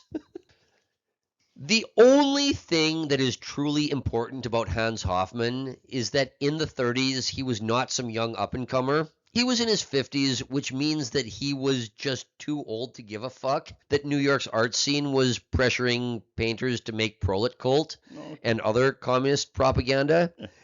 He said, fuck it, I am old. I'm just going to do what I was doing back in Europe. And that's what you see on the screen right now. And if I want to red bait on this campus, on this canvas, and publish it, that's what I'm going to do. I'm old. I got to get back to red baiting. Hans Hofmann's role in the narrative is truly amazing because of just how little evidence there is for any of it. It's all fan fiction that pretends there's a smooth link between 1920s Montmartre and 1940s Lower Manhattan. Hans Hofmann was born in the 1880s and started off studying science, where he supposedly patented some inventions, but we have limited records. We have limited records for a lot of things about this guy's life. Yeah. Then he decided to study art and moved to Paris under a rich German patron, but that patron was ruined by World War I, so A, he had to leave Paris, and B, we don't have any remaining paintings. That's not true. We do have one or two, but like, just saying, like, it's very convenient when you're a narrative figure and you can just say, well, all my paintings were destroyed in World War I. Especially when this is your style of painting. Yep. Kaiser did not like it. Hofmann was in Paris at the time of Picasso and Matisse, and he said he was a bigger fan of Matisse than of Picasso, but there's also no record of him attending Matisse's school. And he was supposedly there to witness the whole avant-garde's obsession with pure abstraction in the early 1910s. Very narratively convenient, as is the fact that he was traveling abroad when World War I broke out and he wasn't allowed back into France as a German national, so he lost all his work. Oops. He also never produced anything else for many years because he was too busy running an art school teaching these modernist concepts. Now, a more cynical man might say this is an example of those who can't do teach. I already thought that from his paintings. Yep. Amen. The 1920s were the time when every American creative was getting the European experience on a discount. And at some point, an American named Worth Ryder traveled to Europe and invited Hofmann to America to teach a class at UC Berkeley. In 1933, he moved to New York and opened the Hans Hofmann School of Fine Arts. And according to the lore, he was told not to go back to Germany because of the rise of Hitler. But like everything else about this guy, who knows if that was true or not. But probably due to his age, because he was already 53 at this point, when the communists told New York's underground art scene to make poverty porn or get blacklisted, Hofmann said, I'm old, fuck you hippies, I'm going to keep doing what I was doing before. And that's why Hans Hofmann is the narrative transitional form that they needed to link the Paris avant-garde of the 1920s to the New York avant-garde post-1945. Everything about his story is bullshit and transparently so, but it's also absolutely untouchable. His official story means that the Americans are following European sophistication instead of being a bunch of suckers who are convinced to buy this stuff. Yeah. But when you hear American academics talk about Hans Hofmann, you need to picture some Mexican peasant woman claiming she saw Jesus in the oil stain in the garage, Yep. and then going to the priest and having the priest say, "Yes, Lupe, it is a miracle." Hofmann was not the only person keeping abstract art alive in New York during the 30s, though, but it was a small group. During the 30s, Hoffman's works were very clearly an attempt to look like Matisse and the Fauvists, as you can see here. In 1944, 1 year after Peggy Guggenheim discovered Pollock, she gave him a solo exhibition as well. And this was 10 years later, so Hofmann was in his 60s when he really made it as an artist. I would like to say that this is an inspiration to keep persisting and never give up in your dreams, but I cannot encourage this stuff in good conscience. I've never wanted to throw my own bodily waste at someone more than the person who drew this and got away with it. Well, let's see what he did in the 40s. Oh, speaking of bodily waste. This is called The Wind. Yeah. Now, yeah, a lot of wind being blown in here. At least a lot of hot air. Yep. Obviously, you can see the similarities between Hofmann and Pollock, but is this really creative influence, or is this just a bunch of nihilistic rich patrons gazing at their navels? This is the convergent evolution of lazy art. Well, like, here is Hofmann and Pollock side by side. Yeah. They should be side by side in a landfill. Or in a firing squad. Yes. In front of a firing They squad. should be taken to a concentration camp to learn the value of an honest day's work. As always, this isn't just something in the air. All of the famous avant-garde painters in Europe could fit into a room, and in the 40s, New York's underground art scene is even more incestuous. Pollock was not a student of Hofmann, but his wife was. She introduced Hofmann to Pollock, and in a possibly apocryphal story, Hofmann asked Pollock if he worked from nature, to which Pollock responded, "I am nature." Of course. Also, after Peggy Guggenheim discovered Jackson Pollock, his wife introduced her to Hofmann as well. And so this whole story about the profundity of paint dripping is really just a stoner circle from that 70s show. It's like John Lennon being drawn to Yoko Ono because she handed him a little note that said breathe. It's like, yeah, you guys were on drugs. But there's only like 7 people involved in this story. Yep, and they're all on drugs. More importantly, they're all in the Rockefeller's orbit, which is what always gets airbrushed out of this. Yeah, this goes to the master class on the importance of networking at this point in history. After World War II, all of American art decided to be modernist and abstract. Hofmann was suddenly bestowed guru status because he had been teaching at his school throughout the dark days of the 1930s, when the rest of the art world was engaged in prolet cult instead of ugliness for the sake of ugliness, which is what the truly enlightened people do. At that point, people bragged that they had studied at Hofmann School in the 30s. Okay. We did this stuff before it was cool. Pure hipster Hipsters love that style. If you've wondered why Robert De Niro is such a weird guy, his parents literally met while both taking art classes at Hans Hofmann School. Okay, that actually, that tracks. I can see that. I'm making an angry little dude. By the 50s and 60s, this abstract aesthetic had been established, and there was an ecosystem of art schools where the instructors basically tried to act like this old, sophisticated German. Nobody ever bothered to notice that the guy barely spoke English, and his biographical details were scant, and he had supposedly been part of the Paris scene with Picasso and Matisse, even though there was no surviving work. Hofmann was in his mid-60s at that point, and he was famous enough to start exhibiting and selling his work. He kept teaching until 1958, when he was almost 80 years old, and every year his aesthetic seemed to get less and less coherent. Like, this is 1947. It's pregnant. It's awful, and it's pregnant. This is The Window in 1950. This is terrible. This looks like, when you're doing art, this looks like what your table ends up looking like. This is composition number 5. Yeah, I get number 2, more like it. And this is The Garden in 1956. So this is right before he decided to branch off on his own and start painting full-time. Because clearly this is a man just on the verge of greatness, right? Keep in mind, he's in his late 70s when he's doing this. Of course. If you want to hear academics loving the smell of their own farts, just listen to any of them describe Hofmann's work from this period onwards. But it was in the late 50s, when he was well into his 70s, that we see the thing that he was most remembered for, which is color slabs. Oh, that's fucking pixels. It's great. This is called abstract euphony because it's just not pretentious enough on its own. Should not be allowed. He said, fuck it, I'm just going to put rectangles with hard edges into the middle of a painting that's already pushing it, like Kazimir Malevich painting his black square and calling it the most honest painting ever. And the thing is, he had an exhibit every year showing this stuff off until he dropped dead right before his 86th birthday. Think of all the talented guys that withered on the vine. So this guy could do pixel garbage. Well, by the end, these slabs were the most prominent things in his abstract paintings. This is called Sanctum Sanctorum. Scrotorum. He published one of his last works titled Little Cherry in 1965. I'm going to show it side by side with one of his few surviving paintings from the Paris avant-garde days, a pointless painting of himself.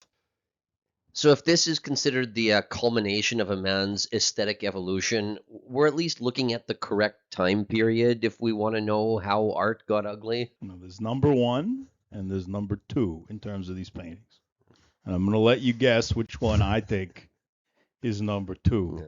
It's pretty obvious. It's like that. It's like that black square.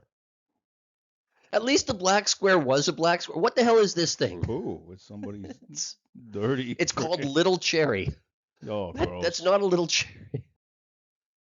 So the next person we need to look at is John Graham. This guy is another European expat born in the 1880s who had a lot of gaps in his biography and a loose relationship with the truth. Even more so than Hans Hofmann. Every single word of this man's life story may have been a lie, but he was also active in New York's underground scene in the 20s, 30s, and early 40s. Okay. So, right place, right time. Yeah, he's one of these Forrest Gump fuckers. Now, let's just be generous and say that whatever talent John Graham had is a matter of taste. Taste is subjective. Taste is in the eye of the beholder. I'm pretty sure I've dated both of those girls on the right. I was going to say, this would be like, if you ask me what kind of girls get declined, if they're looking at you like this, and this is the outfits they're wearing, they're what the police call victim shirts. Or at least they did until they spawned the slut walk movement. And then they still call them victim shirts, but like not in front of people who might get offended. So yeah, these spaced out, crazed women that clearly like aren't making good choices to start, but like then have done drugs. Call it metheny. That's what I'd call this painting. Metheny and her friend. Yeah, this is called The Two Sisters. There we go. Yeah, ladies, you got to go somewhere else tonight. I don't care where you go. You can't come in. I'm not going to be liable for any of your decisions moving forward tonight because it's going to be a nightmare, and I don't want any part of it, and I don't want this fine establishment liable. I will say, though, I would rather buy your portrait than whatever that is on the left. Yeah, that's upsetting. Looks like a Mexican advertisement. It's like, buy my tacos. I have your attention. That kind of looks like a bong in the middle of it. I didn't want to say it. I took every other breath through one of those in my 20s. So you don't want to see overcompensate later in life if you were like that earlier. So New York's underground art scene in 1935 was like the burlesque dancing scene in 2011. If you're really passionate and you're independently wealthy and you have no ambition, you can gain some notoriety in a fairly insular circle of sex pests, manlets, and mentally unstable women. Yeah. You know how there's always a few older guys hanging around the punk scene who have jobs and mortgages, but they always seem to be hanging around with the 25-year-olds? Yeah. Every day when I look in the mirror.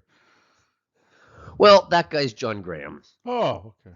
He was the guy in his 50s who was friends with the younger artists who were in New York to take classes at the Art Student League trying to make it big, which is, again, what you did in the 30s when your trust fund wasn't quite big enough to go be an expat in Paris. Even at the discount.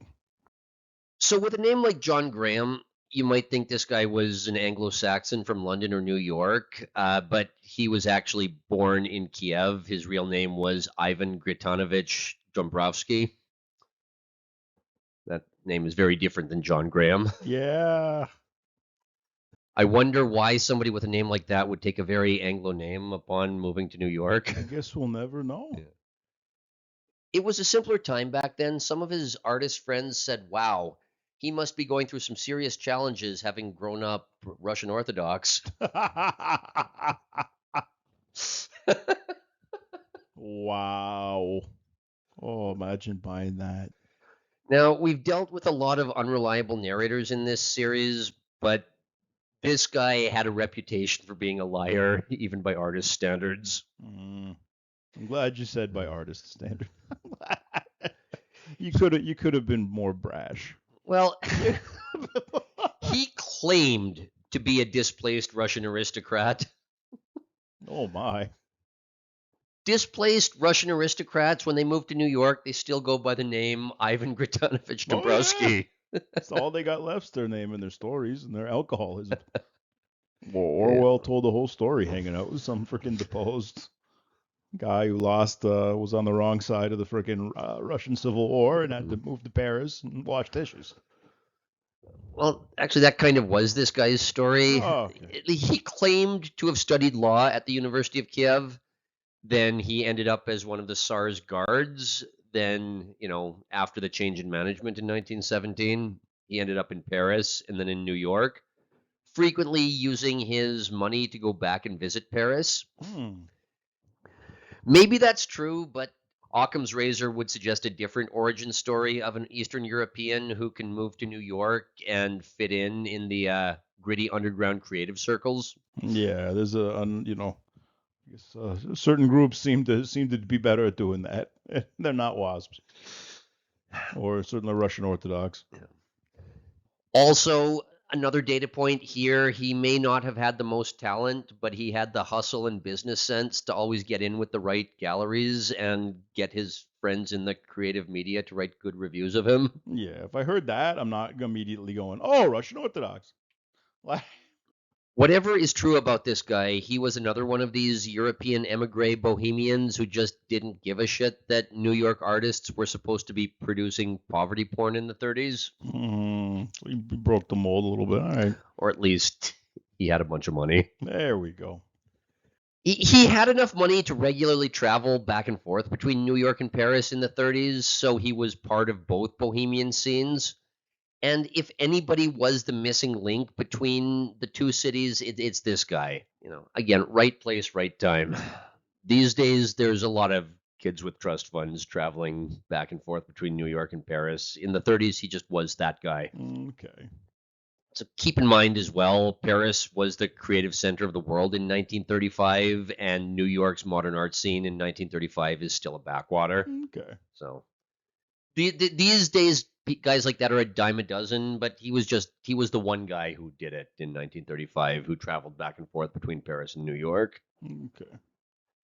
Like Hans Hofmann, John Graham says that he was born in the 1880s, just old enough to come of age around the turn of the century, when he got to see the collections of Morozov and Shukin, who were two wealthy Russians who patronized bohemian artists like Cezanne, Matisse, and Picasso.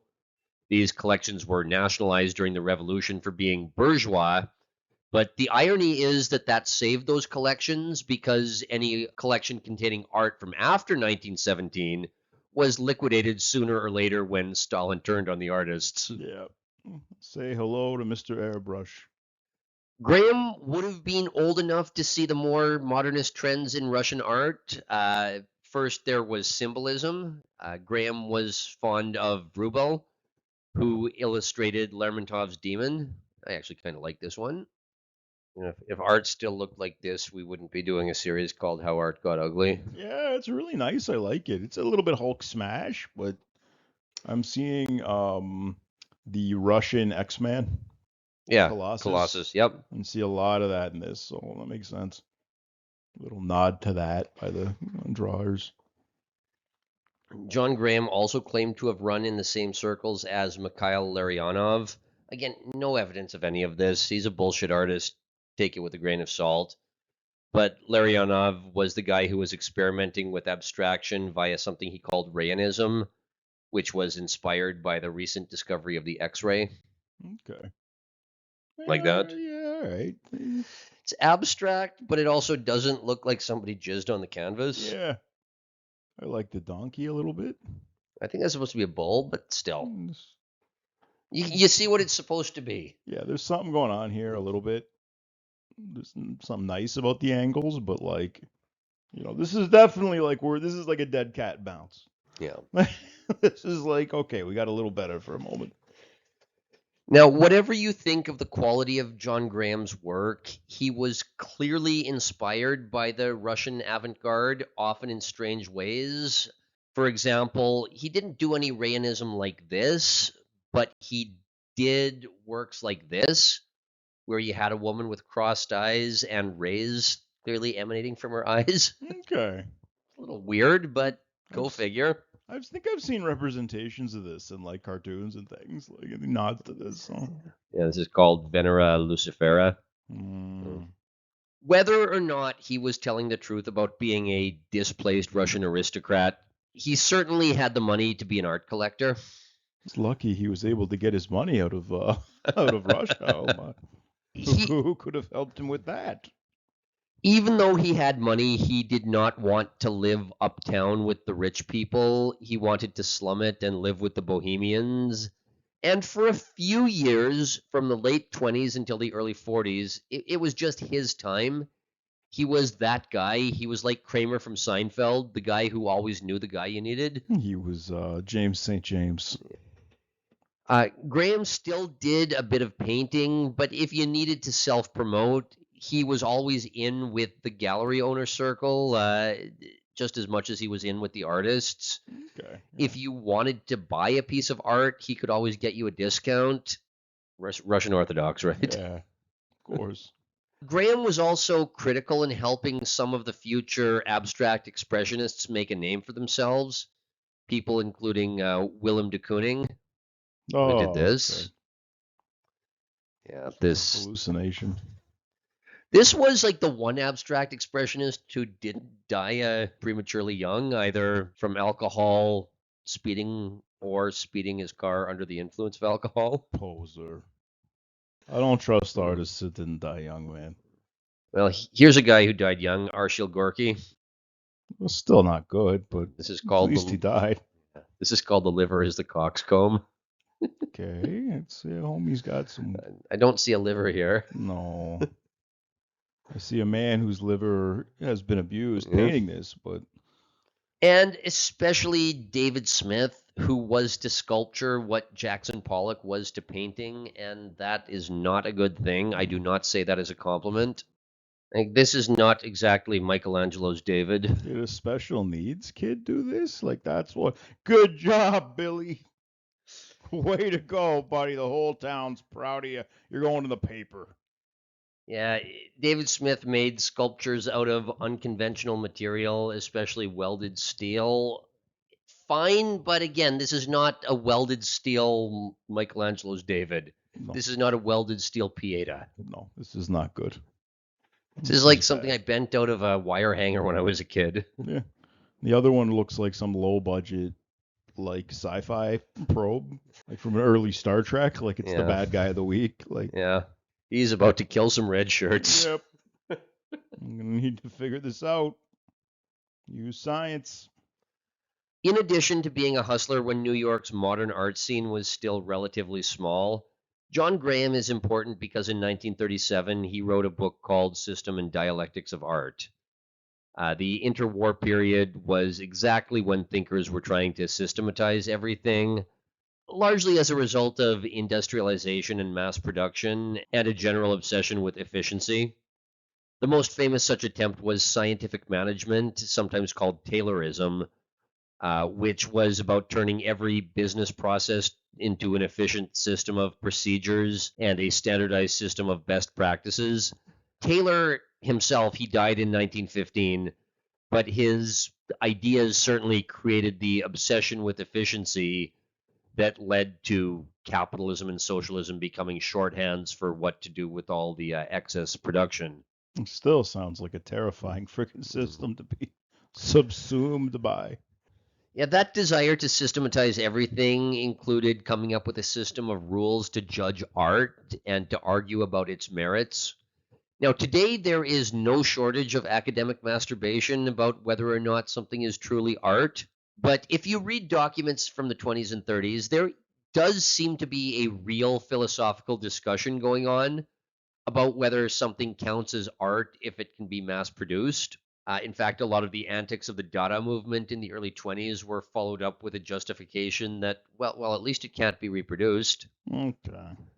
Those same justifications were later used in the 40s to explain the rather erratic paintings of Jackson Pollock. Okay. Because he was dripping it on the canvas. It's not like you could design a machine to do what Jackson Pollock did. Okay, you can game the system. Yeah. As an example of the kind of discussions that were going on in avant-garde circles in Paris during this period, there was a book by a man named Henri Faucillon called Vie des Formes. We talked about how Vincent van Gogh was just a weeb obsessed with Japanese culture who would have been going to anime conventions if he was alive today. He would have loved Naruto. He was far from the only person in Parisian artistic circles with an interest, if not an obsession, with Japan. And Faucillon's book contains a story that only a weeb could come up with. When Hokusai, the guy who did the Great Wave, was meeting with the shogun, he spread paper on the floor and poured out a bunch of blue paint. Then he brought in a rooster, dipped its feet in red paint, and let it loose to run on the blue paint. And then the shogun and everybody else were like, oh, we recognize that. That is the river full of maple leaves. That is the maple leaves that fall off the trees every autumn. So this proves that a random gesture, like getting a chicken to run on a canvas, that creates a much more expressive painting than anything a human can do. I've seen this. People will say like my elephant paints. Yeah. For some reason, some humans are just obsessed with non-human art. John Graham certainly was not the only person to try to systematize the principles of art, but he spent 10 years working on his book, and the level of detail is autistic. If you want to cut through the narrative bullshit and get a glimpse into what people were actually talking about in those artistic circles in Paris and New York in 1937, his book is as good as anything else you'll find. If you go back to our 8th episode about the Russian constructivists, I mentioned that everything about them seems to be spoken about after the fact in the very artificial language that we now call academic criticism. It is rather interesting that even though John Graham's book does mention people like Noam Gabo who had left Russia, none of the supposed big names of Soviet art like Tatlin or Rodchenko or Black Square guy Malevich are mentioned at all. If there was ever a smoking gun about early Soviet art being just shoehorned into the narrative after the fact, it's this guy's book. Okay. Because this guy was autistic. He would not have missed anything. Nope. He was as autistic as only a Russian Orthodox guy in an intellectual circle can be. It's fair to say that Graham foresaw a number of trends in 20th century art, but he talked about them like they were going to be awe-inspiring as opposed to rather unimpressive. One such trend was minimalism, about reducing every painting to the absolute minimum elements, just lines and circles if necessary. I think Alex from Clockwork Orange beat that woman to death with this. I see a bong again. Yeah. Again, didn't want to say it, but yeah. I also see a penis. Yeah. I don't know. whatever side of that Rorschach test you're on. God bless you either way, folks. Yeah. This painting is called The White Pipe. John Graham did it in 1930. Okay, I feel better for thinking it was a pipe. All right. It's actually rather similar to the ideas of Le Corbusier's purism, which reduced paintings to almost a block diagram. We talked about that a few episodes ago. But in the 1960s, minimalism was taken to its absolute furthest extent.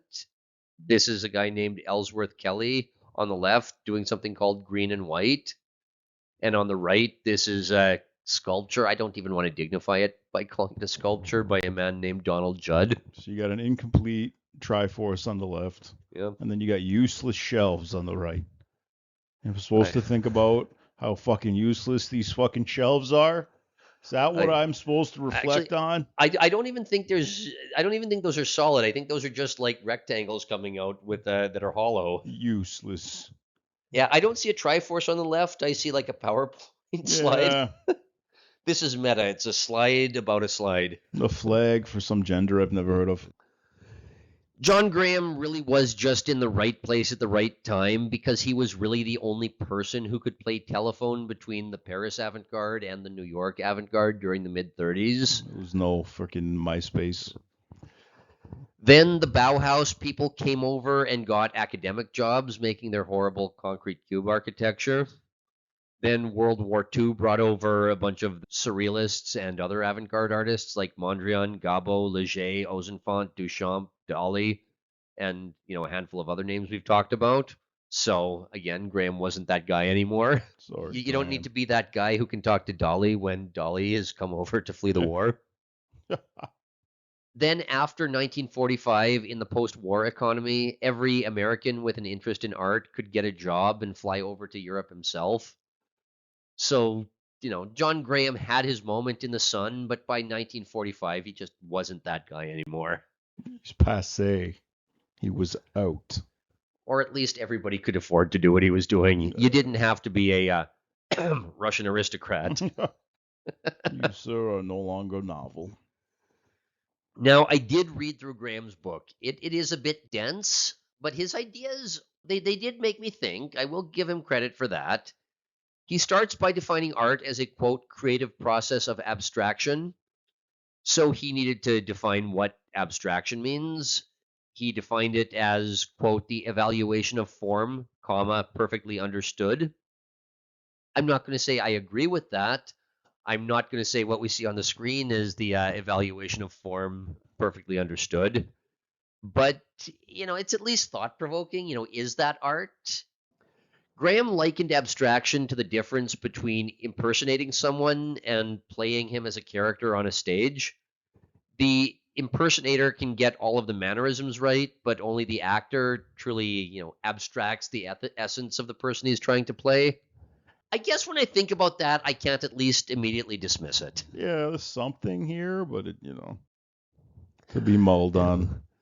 Yeah, Graham went over a lot, like sorrow being the source of creation, genius being talent brought to consciousness, and the difference between talent, craftsmanship, and virtuosity. We've been trying for a year and a half to get to the bottom of what art even is. So this book is certainly worth a read if you at least want a meditation on the idea that's not, feminist or postmodern nonsense. What? It's the 30s. It's 90 years ago now. You have to go back that far. But yeah, it's untainted by contemporary jargon where everything needs to be viewed through a certain lens, a queer lens or a post-colonial lens or whatever the fuck else.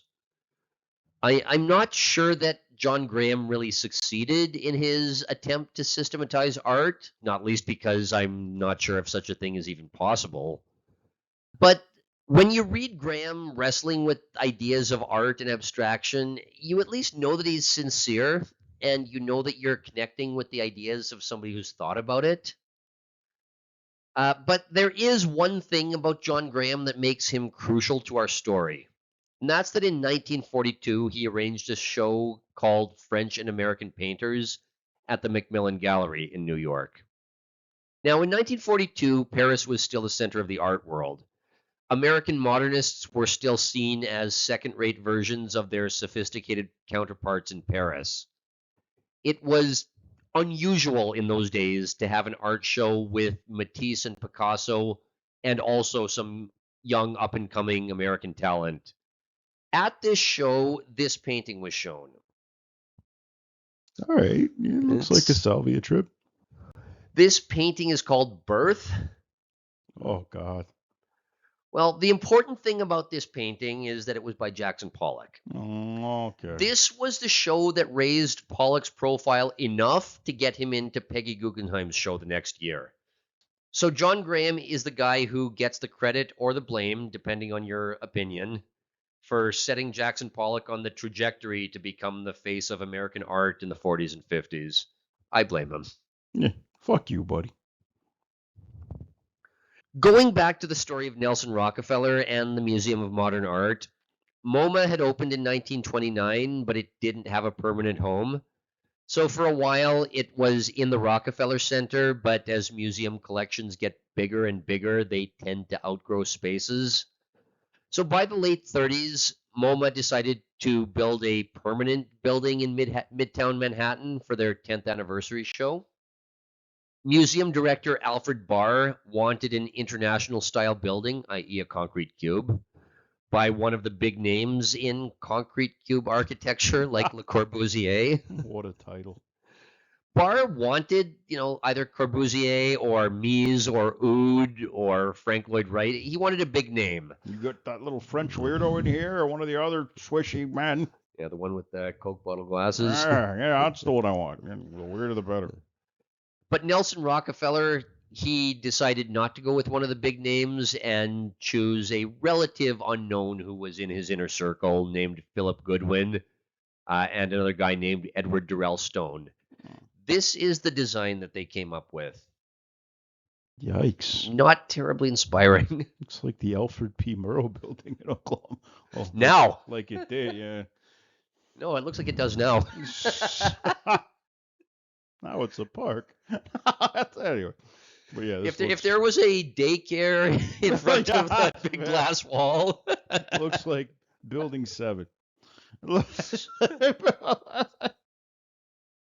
Now, if you think this building is uninspiring, the idea is that it was supposed to, quote, smash the elitist notion of what a museum was supposed to look like. Because remember, it's the 30s. It's the communist red decade. I roll my eyes at that idea, but even more cringeworthy is the idea that concrete cube architecture is supposed to be, quote, functional. So they called this the world's first functional museum. I'm not making that up. The audacity. But by the late 30s, Nelson Rockefeller was starting to become a mover and shaker. The Rockefeller Center was still his father's venture, but Nelson had taken over operations by about 1937. The movie studio RKO was supposed to be one of the anchor tenants in the Rockefeller Center, but they weren't doing so well given the Great Depression. RKO, they had entered receivership in 1934, and the Rockefellers were suing them for unpaid rent. The court said that they owed $9 million. RKO offered $3.5 million. The Rockefeller Center's president had counter-offered $5 million, saying that if they demanded more, they might have to foreclose and be forced to buy an insolvent movie studio, which nobody wants to do. Jesus. Or just take the write-off in that case. Yeah. I've dealt with people who work in that industry. Take the write-off. No, you don't want to touch that. There was another downturn in 1937, and RKO wanted to merge with United Artists. Now, instead of allowing the merger to take place, Nelson Rockefeller decided to do a bit of politicking. He played a role in poaching United Artists' general manager, a man named George Schaefer. This guy had a vision of producing top quality products by visionary artists and putting quality above profit. That never goes well in Hollywood. Sorry, buddy. Well, Schaefer's vision was the reason why a young Orson Welles was secured for a 2-movie deal, where Welles would write, direct, produce, and act. We all know the first movie, Citizen Kane. Woo. Why was there not a second movie? Nelson negotiated a settlement that gave the Rockefellers large amounts of common stock in RKO, which allowed the studio to emerge from receivership in January 1940. Fortunately for them, the country was at war, and, if you're not being sent to war, what do? You go to the movies. So RKO made all sorts of money in the early 40s, at least for a few years. And if you're not that familiar with Hollywood lore, this, like I said, this 2-movie deal is what led to the creation of Citizen Kane, followed by a horrific shit show that led to the second movie never being produced. So about the second movie, Orson Welles sold it as a movie set at Rio de Janeiro's Carnival. Now, everybody thought that Orson just wanted to be an unrepentant hedonist and wanted a vehicle for doing it. Yeah, that's what I assumed. And they were partially right. Oh, okay. And Hollywood had no problem with that. Okay. Hollywood has no problem with unrepentant hedonism. Yeah. It's like ancient Rome over there. But Orson Welles came back from Brazil with a lot of footage set in the favelas, which was much less palatable to the studio executive types, one of whom described the footage as, quote, a lot of jigaboos jumping up and down.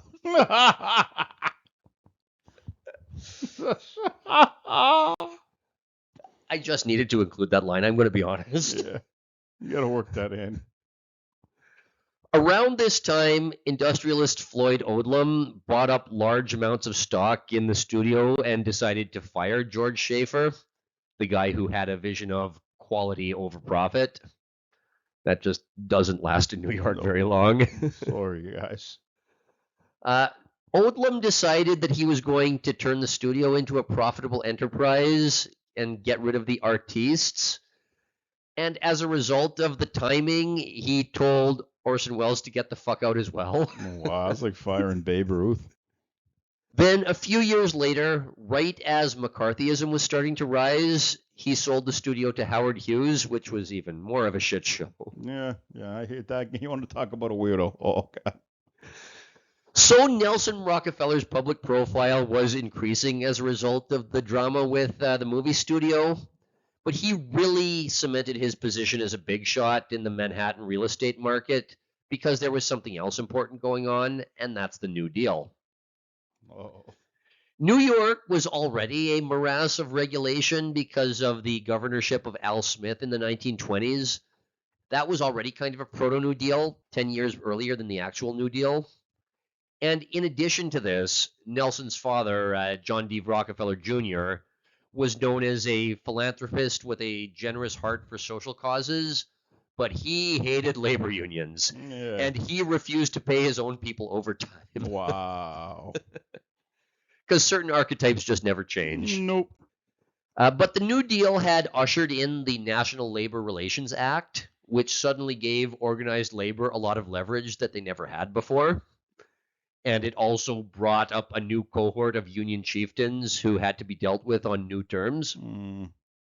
There were two major federations of unions, the American Federation of Labor, the AFL, and the Congress of International Organizations, the CIO. And I don't know if you know who runs those organizations, but it's not the Boy Scouts. No, sir. The AFL unions were a lot less radical than the CIO unions, but they both had their demands. Nelson earned his reputation as a liberal when he was able to establish himself as an ally of George Meany, a full-time official of an AFL union who later became the head of the AFL for 30 years. He was also a plumber. Yeah. It was amazing when those were the people who ran unions, not people with PhDs in labor relations. Yeah, that's the you're going to hire somebody who makes 5 times as much as you and is educated in a way that, will never understand your job and your interests, and they're going to bargain for you. Also doesn't like being in your presence. Yeah, finds you distasteful. So by doing this, Nelson was able to keep the more militant CIO at bay, and having the head of organized labor on his side paid huge dividends when he became governor of New York in the 50s. After hashing out these negotiations, his father made him the president of the Rockefeller Center. Now, this brings up one very important question. There is currently a prominent American politician who came out of the New York real estate market who puts forth the persona as a billionaire ally of the working man. How much do these two guys have in common? I'm not going to say that a waspy art nerd is exactly like the guy with gold-plated toilets, but there are definitely similarities, not least being that they spent their entire careers bragging on TV that they found ways to get around laws to get their visions turned into construction. We talked about how Rockefeller family funds were used to finance the UN Secretariat building, which was supposed to be the most prominent landmark in the Turtle Bay neighborhood of New York. New York controls its city planning by having limits on the amount of floor space allowed on a given lot. But if you don't use all the floor space that's allotted, you can transfer it to someone else. So Trump bought up all of the theoretical unused space in the area and built a really tall and narrow glass and steel monolith just to be a dick and dwarf the UN building. Wow. That's petty. This is the Trump World Tower. This was briefly the tallest residential building in the world, but it was very quickly outdone by something in Dubai. And in true Trumpian fashion, he bragged about it being a 90-story building when it only had 72 floors. And in even more Trumpian fashion, the top floor is still listed as the 90th floor in the elevators. Oh, of course. Yeah. Just label it the way I want. Appearance is reality. Sometimes I wonder how much truth there is behind statements like architecture is an embodiment of the ethos of a people, but these two pictures are a tangible representation of the 20th century America of the Rockefellers being displaced by the 21st century America of Donald Trump. Yeah. I want to play the Imperial March when I look at this picture. So Nelson Rockefeller and Donald Trump are similar in some ways.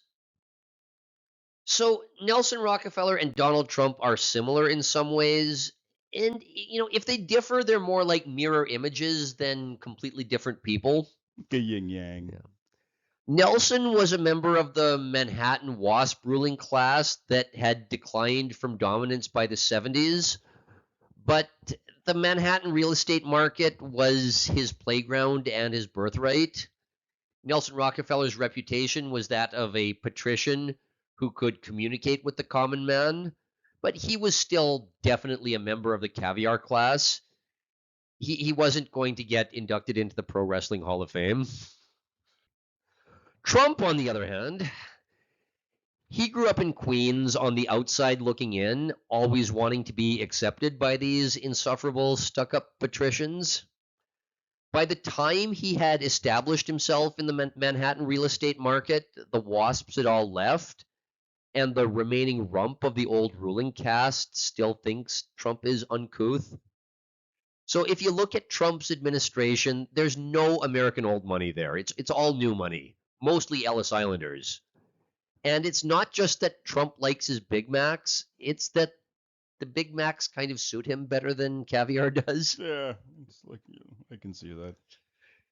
Nelson was governor during the 60s, which was when Trump was a teenager and a young man. And if you watch interviews with Nelson Rockefeller, you can't help but notice that he has some of the same verbal habits and verbal tics that Trump does. Maybe Trump is intentionally doing it, or maybe it's just purely subconscious, but both Nelson Rockefeller and Donald Trump have a tendency to wander off on tangents where they both talk about a project as being just absolutely tremendous, truly a great accomplishment. And salesman. So even though these two guys would probably want nothing to do with each other, there are a lot more similarities than one would care to admit. Yeah. You got the freaking WASP, non-WASP. You got the Sith and the Jedi here. Nelson Rockefeller joined the FDR administration in 1939, and he was able to finagle the president to give a speech for MoMA's 10th anniversary show called Art in Our Time. Dance, President. I have polio. I said dance. I said dance, President. Don't make me tell the peasants that you can't walk. Now, maybe I've been looking at this modernist shit for too long, but when I looked at the catalog for MoMA's 10th anniversary show, it just seemed rather tame. The color prints were of paintings by Picasso and Van Gogh that looked, dare I say, normal. Okay, this is a naked kid, but whatever. It looks like what it. As far as Van Gogh paintings go, the one on the left is as normal as it gets. Yeah. At least it looks like a thing. You can kind of tell what's going on here. And you can see the old maid in the one. Yeah. And you can see the child essay victim. Yeah. It's by Pablo Picasso, titled "Youth Leading a Horse." Oh my god. Which I guess is a youth leading a horse, but there's a couple of adjectives missing here. Something. Now, the rest of the catalog was full of the exact same art, often the exact same paintings that we've been looking at since about our 4th episode. So it's hard for me to now look back and say how shocking, edgy, or avant-garde any of it would have seemed in 1939, especially because corporate America had already been using modernist aesthetics in its advertisements by this point. But Nelson Rockefeller also took on the presidency of MoMA in the late 30s. By the end of the decade, he was the president of both the Rockefeller Center and the Museum of Modern Art, which established him as one of the most important tastemakers in the city. And in 1945, the dawn of the American century, New York, and more importantly, Uncle Sam's nascent Cold War propaganda apparatus, quite vocally pronounced that it had displaced Paris as the center of the art world. It's difficult to say what is or isn't actually art beyond saying it's what a few collectors say it is. Tom Wolfe accurately summed it up as the public is not invited and never has been. The high end of the art world is a few tens of thousands of extremely rich people, mostly concentrated in New York, London, Paris, Milan, Berlin, and a few other cultural centers, with a few miscellaneous rich people who have the money to fly to London for a Sotheby's auction. Yeah, like the freaking Warren Buffett, some weirdo. Whatever drives these people's tastes, it's not the same force as what made 50 Shades of Grey a bestseller, let alone what makes a YouTube channel get a big following. And even among the already microscopic world of art collectors, a small fraction of those people buy modern art. These extremely rich, extremely well-connected people may make up a sliver of society, but if they buy something, it becomes capital A art, and the museums have to start buying some of it as well to say they're preserving history. Jeez. So it's like an idiocy feedback loop. Yeah, basically. Oh, the other thing is that if these people buy abstract blotches of green paint to add to their collections, it's going to go on for 2 years, and the unwashed masses are not going to even be aware of it until there's an article in the cultural section of the New York Times about how this artist is the next big thing. There's no market forces at play here. None. Zero. Nelson Rockefeller was just one of those people, and he was in the prime of his life when New York City became the center of the world. Okay. His museum director, Alfred Barr, was one of those people as well, purely by dint of his job. He wasn't old money, but when you're the guy buying art for the Rockefeller's museum, you become a tastemaker as well. Another one of those people was one of Alfred Barr's associates, a woman named Peggy Guggenheim. So finally we come full circle to what I was saying at the start of this episode. Who was Peggy Guggenheim? If you are a millennial or older and you've spent any time around a metropolitan bohemian community, you've met certain archetypes. One such archetype is the Jewish art hoe who had a $100,000 bat mitzvah, but is still at age 28 jealous of the girls who had $1 million bat mitzvahs. That's a type. Oh yeah. And that was Peggy Guggenheim. Oh, okay. So this is the woman who changed the face of art in the 20th century. Yeah. We're not talking about some genius here. We're talking about a rich Jewish girl who had a chip on her shoulder. Hell hath no fury like a woman whose bat mitzvah did not go well. Now, Grandpa was the patriarch of the Guggenheim family, who made the family fortune mining and smelting. Now, the family had already made a lot of money, but they made an absolute killing because they had the market cornered on copper when World War I broke out, and a brutal industrial war needed it on all sides. There we go. Peggy's dad was the black sheep of this family who tried to take his share of the inheritance and invest it in his own venture, but lost most of it. Now, of course, everything is relative. He still had a fortune which, adjusted for inflation, would have been about $200 million today. But when you are running in serious elite circles, the people with $200 million are not the billionaires. Nope. So Peggy Guggenheim, she grew up wealthy. She grew up with more wealth than I could ever imagine. More than I could ever spend. But she was not Rockefeller wealthy. Her cousins were Rockefeller wealthy. And for whatever reason, it just messes with a Jewish girl's head when she's the poor girl at an expensive bar mitzvah. Yeah, that does damage. What do you do? When they're right on the edge of greater wealth. And that's exactly what we're talking about. Well, you're in a situation where the people under you would be grateful to have your position, so they can't relate to you being resentful, and the people above you consider you a pauper and can't relate to your position. So it's like you're stuck. You're just going to be a miserable, like Margaret Atwood type freaking woman. Well, the original Margaret Atwood was Peggy Guggenheim. Hey, look at me. I know my archetypes. Just in case we didn't hit enough poor little rich girl stereotypes, she had an absent womanizing father. Oh, there we go. Dad had been taking increasingly long trips to Paris to shtup an actress 20 years younger than him. They'll do that. And he was not exactly secretive about it as well. I'm Mr. Guggenheim. Fuck you. Then in 1912, he decided to head back home to New York, and he booked a ticket on board an ocean liner that you might have heard of called the Titanic. Oh, my. Yeah. Yeah, he was the guy in the Leonardo DiCaprio movie who was wearing his tuxedo, sipping brandy as the hall flooded. Ah. From the most ratchet Section 8 ghetto trash to the most bougie circles on the Upper East Side, when a girl is the poorest member of her friend group, she often learns that she gets validation by spreading her legs for interesting scumbags. Yep. And all the rich people pay attention. That's especially true when you have an absent father who womanizes. Oh, yeah. Peggy Guggenheim spent the rest of her life in and out of marriages, eventually writing a memoir filled with explicit stories about her sexual escapades. They need you to know. I would like to say that there's an intellectual justification behind the weird 20th century aesthetics, but those sexual escapades are really the prime force that caused that meeting between her and Jackson Pollock in 1943. Okay.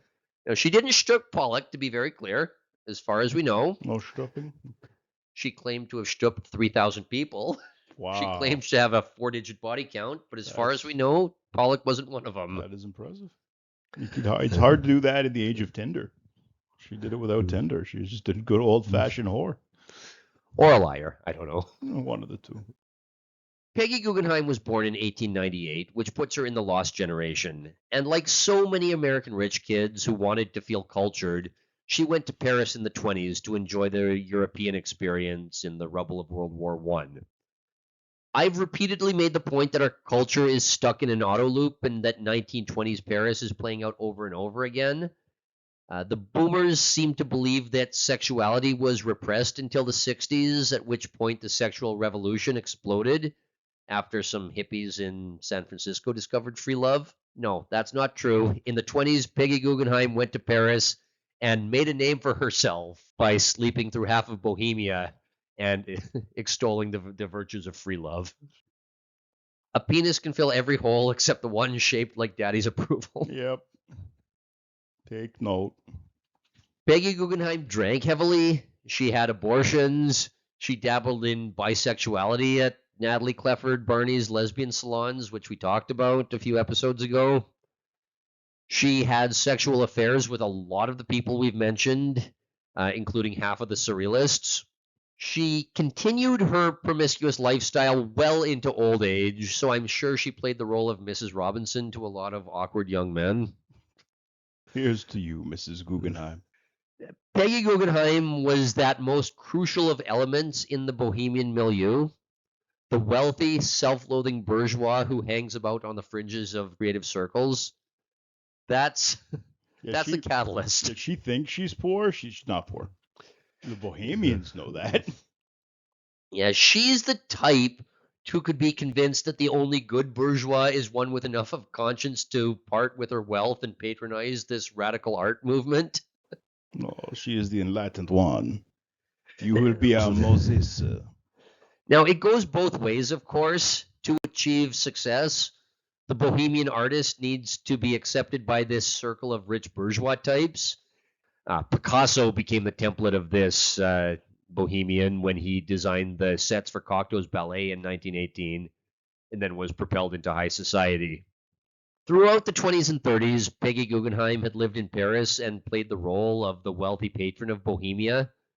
But when one of her high profile relationships collapsed, like all of her relationships, she decided to move to London in 1937 to open a modern art gallery exhibiting Paris's modern scene. According to her own autobiography, she didn't know much about art at this point, but she had fucked half of Paris's avant-garde, and that's good enough. Yeah, you know some about her at that point. 1937 was also the year of the Paris Expo, so it was easy enough to go and meet the famous Parisian artists and ask if they wanted their works exhibited in London. She was also fucking Marcel Duchamp at the time, so he was her introduction to all of the famous names we talked about in our 1920s Paris episodes. Regular Margaret Trudeau. When talking about the 20s, we said that the Parisian avant-garde had split into two factions, which are sometimes retroactively called the art faction, which was Jean Cocteau's fashion, and the anti-art faction, which was André Breton's people, the Dadaists and the Surrealists.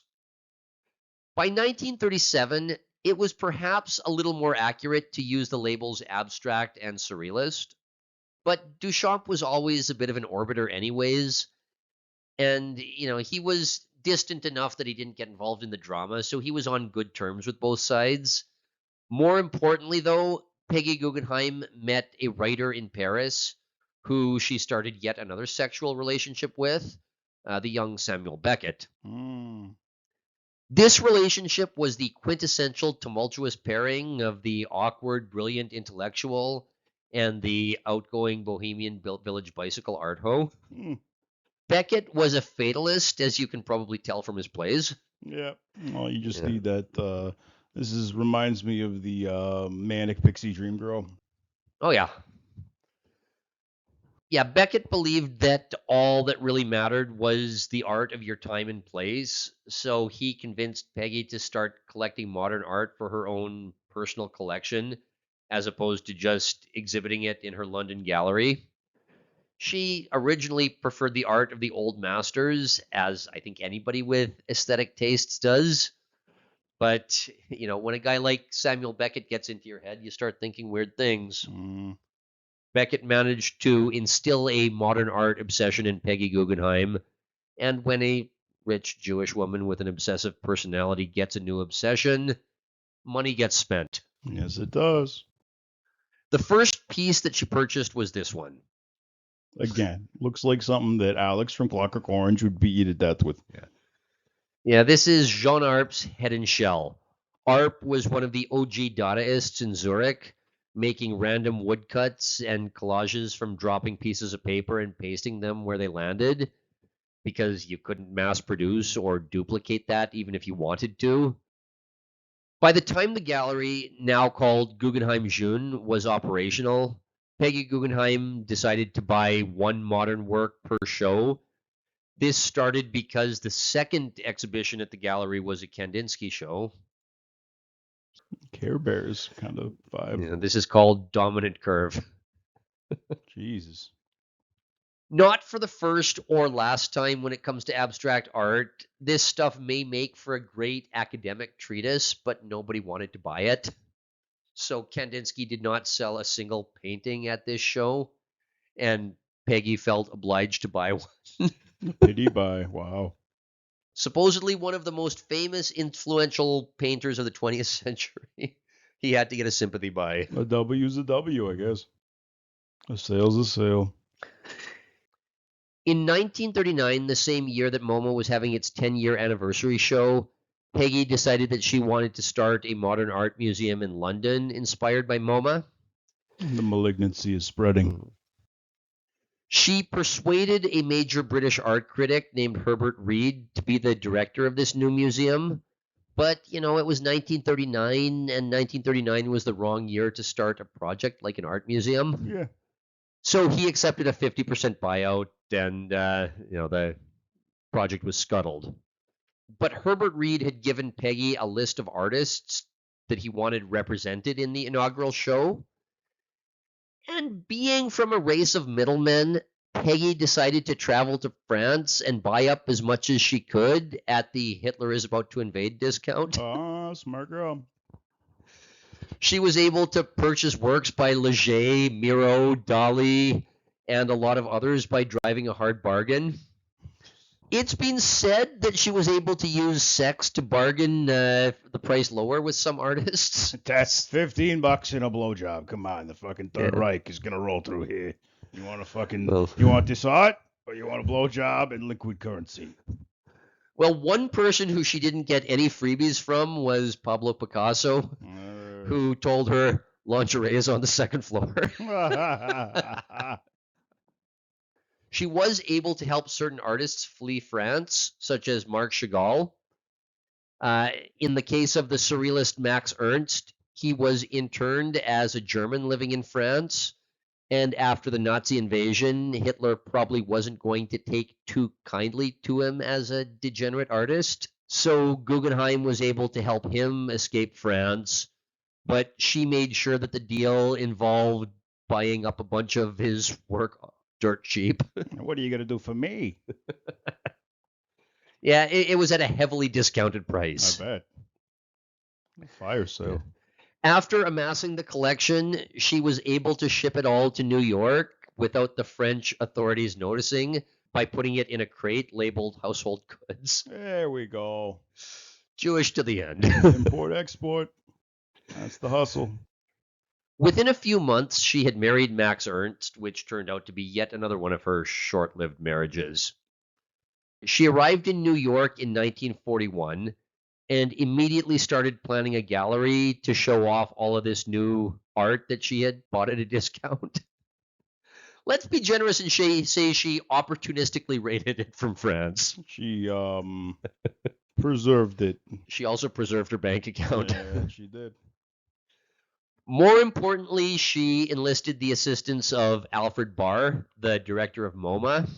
Okay. And when she opened her art gallery, named Art of This Century, she was able to establish it as the anchor node of the international avant-garde, the same way that Alfred Stieglitz's 291 gallery was the anchor node a generation earlier.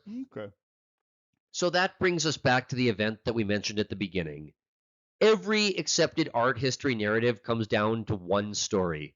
Peggy Guggenheim's Art of This Century gallery was hosting a young artist salon in the spring of 1943. The celebrity jurors included Marcel Duchamp, who, as I said, she was fucking to get in with the Paris art scene before the war, and Pete Mondrian, who had moved to New York to flee World War II as well. I remind you that Mondrian was most famous for the de style aesthetic. This thing here. Oh, God, yeah. It makes sense that this guy played a huge role in saying Jackson Pollock's a genius. Yeah. Yeah, I can see this guy liking that. I'm not saying I've gotten an appreciation for art doing this. I'm just saying I can see how the dots connect. Yep. That Mondrian saw one painting and said it was the most interesting work he'd seen in America. And that was the painting we talked about at the start of this episode. This one here. Jeez. It's called Stenographic Figure. Now, I'll be honest, I think this looks like a diagram, and we already looked at Francis Picabbia's work as a Dadaist in the 1910s and 20s, which included making artistic diagrams as a commentary on the age of automation. So I don't even know what's novel about this. Terrible. But this work was done by Jackson Pollock, and art history stories are usually exaggerated. But as the story goes, Mondrian convinced Peggy that this young Pollock kid is a genius. So Peggy gave Pollock a stipend that allowed him to paint full time for a few years. And the first major piece that he produced while living on the stipend was this one here, called Mural. It got worse. It's a mural. Yeah, I guess. I will say that this is not as obnoxious as the drip paintings that he later became known for. But again, I'm just not terribly inspired by this. No. It's also not all that different from the stuff from the 20s we looked at. So I just don't see anything novel here either. Revolutionary, exactly. Every historical narrative is based on cherry-picking facts, like including the one we're doing here. A lot of events end up in historical narratives simply due to survivorship bias. But there is something different about modern art from 1945 onwards. And that's that there's now an institution, the Museum of Modern Art, that wants to view itself as the steward of a historical narrative as it gets written. Remember this diagram here. This diagram was from the dust jacket of the catalog of a show in 1936 called Cubism and Abstract Art, basically saying we are moving towards abstraction. It was also created by Alfred Barr, the guy in charge of the museum. Whatever you think of Jackson Pollock, whether or not you agree with Peggy Guggenheim and Pete Mondrian, when a guy like Pollock made it into the esteemed circles of New York's wealthy art collectors, it fit right into this diagram. So it became part of the art history capital N narrative. And a lot of painters, including Hans Hofmann and John Graham, who we looked at in this episode, became retroactively important because they could fit into that narrative as well. Okay. But this is like trying to draw a map before the territory exists. Sure, now you have a diagram that says where Jackson Pollock fits in, but that doesn't make Pollock anything organic here. Exactly. Just like Hitler and Stalin had artistic theories based on the cult of progress, so did Nelson Rockefeller and Alfred Barr. They looked at a historical narrative just like Stalin and Hitler did, and they decided that it was up to them to only sanction art if it took the next step. In the next episode, we will look at the period between 1945 and 1960, when a work of art couldn't just be a work of art. It had to be accompanied by a theory, especially a theory that fit into this diagram. And this had huge cultural implications for three reasons. First, New York was still the cultural driver of America until the telecommunications revolution in the 60s and 70s. Secondly, the Museum of Modern Art played an active role in early Cold War propaganda. We will look at that a little more closely next time as well, but the strategy for Cold War propagandists was to go to Europe and say, look at what kind of nonsense artists can get away with in America. Is Russia this free? Is there a Russian Jackson Pollock? Maybe, but he's in the Gulag. Yeah, he's in Siberia, comrade. Really? No, we told him to face the wall. No, you don't go so. We're not wasting money on him. He is fertilizer. And thirdly, when the university system was vastly expanded in the 1960s, with Nelson Rockefeller being a pioneer there as well, the Museum of Modern Art's narrative became the university system's narrative, and that's how every boomer museum curator was trained. Just to finish this off, Peggy Guggenheim's gallery was only open until 1947. As I said, she married Max Ernst upon moving back to America, and that quickly fell apart because, of course it did. Being a rootless cosmopolitan, Peggy decided to move back to Europe, specifically to Venice. She exhibited her entire collection at the Venice Biennale in 1948, which had by then amassed a number of American pieces as well as the Parisian stuff from the 20s and 30s. And the American stuff came from what came to be known as the New York School or abstract expressionism. Again, not terribly inspiring. No. And these are not just random pictures. This is William Bezio's William de Kooning. That one's called Whose Name Was Writ in Water on the far right. Jeez. Makes me want to join the far right. The one on the bottom left is Robert Motherwell's Elegy to the Spanish Republic.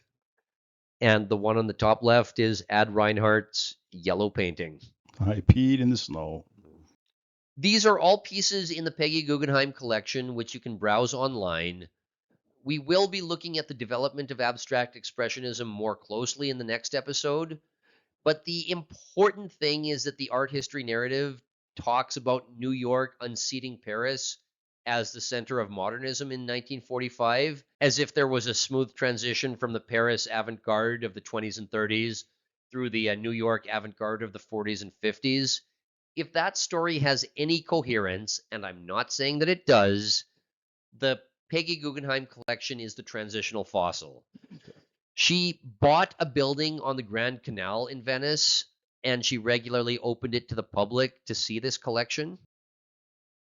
I personally would be worried about hosting a 2,000-piece art collection in this building. Yeah, seems like a rise in sea level could cause some issues here. Or just Italian maintenance. Yeah. She did continue to add to the collection throughout the 50s, 60s, and 70s, but nobody gives a fuck about those works. The world famous ones are the ones that she acquired between 1938, when she opened the original gallery in London, and 1948, when she exhibited the collection at the Venice Biennale. Her name became almost synonymous with mid-20th century art, and yet it was only 10 years out of a rich girl's life of total hedonism. Again, right place, right time, right? Yeah, makes sense. If you happen to be a rich person at the time that World War II is happening, you have an opportunity to leave your fingerprints on things for better and for worse. She is symbolic of the transition from Paris to New York, but she was only in New York from 1941 to 1947. And she spent the rest of her life gallivanting across Europe, drinking heavily, and fornicating with every man she met. The Art of This Century Gallery was the venue where Jackson Pollock was discovered, and Peggy Guggenheim was one of the many bourgeois patrons on the outskirts of Bohemia, but she was just a conduit. She's important to the story, but there were bigger forces at play. And that takes us back to the Rockefeller Center. The 50s suburban aesthetic, seen in movies like Grease and Back to the Future, where the baby boomers spent their childhoods growing up in a house with a TV room and show tunes on the record player, that was the aesthetic of Life magazine.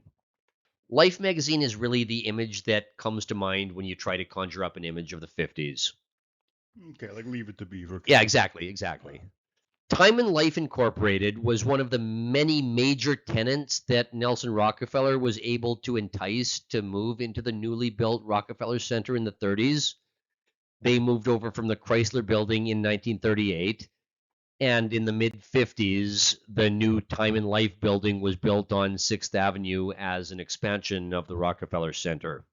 We've already mentioned NBC and the studio that made Citizen Kane. Now we have Time magazine as well. So a significant part of 20th century American mass media came out of a few blocks in Midtown Manhattan, owned by a family of industrialists who had taken it upon themselves to be the nation's aristocrats. Again, we think these things are widely distributed. They're not. Nope. American dream indeed. It may seem completely trivial to us in hindsight, but one of the reasons that the Museum of Modern Art was able to establish itself as an arbiter of American taste is that it was one of the first museums to run commercials on television.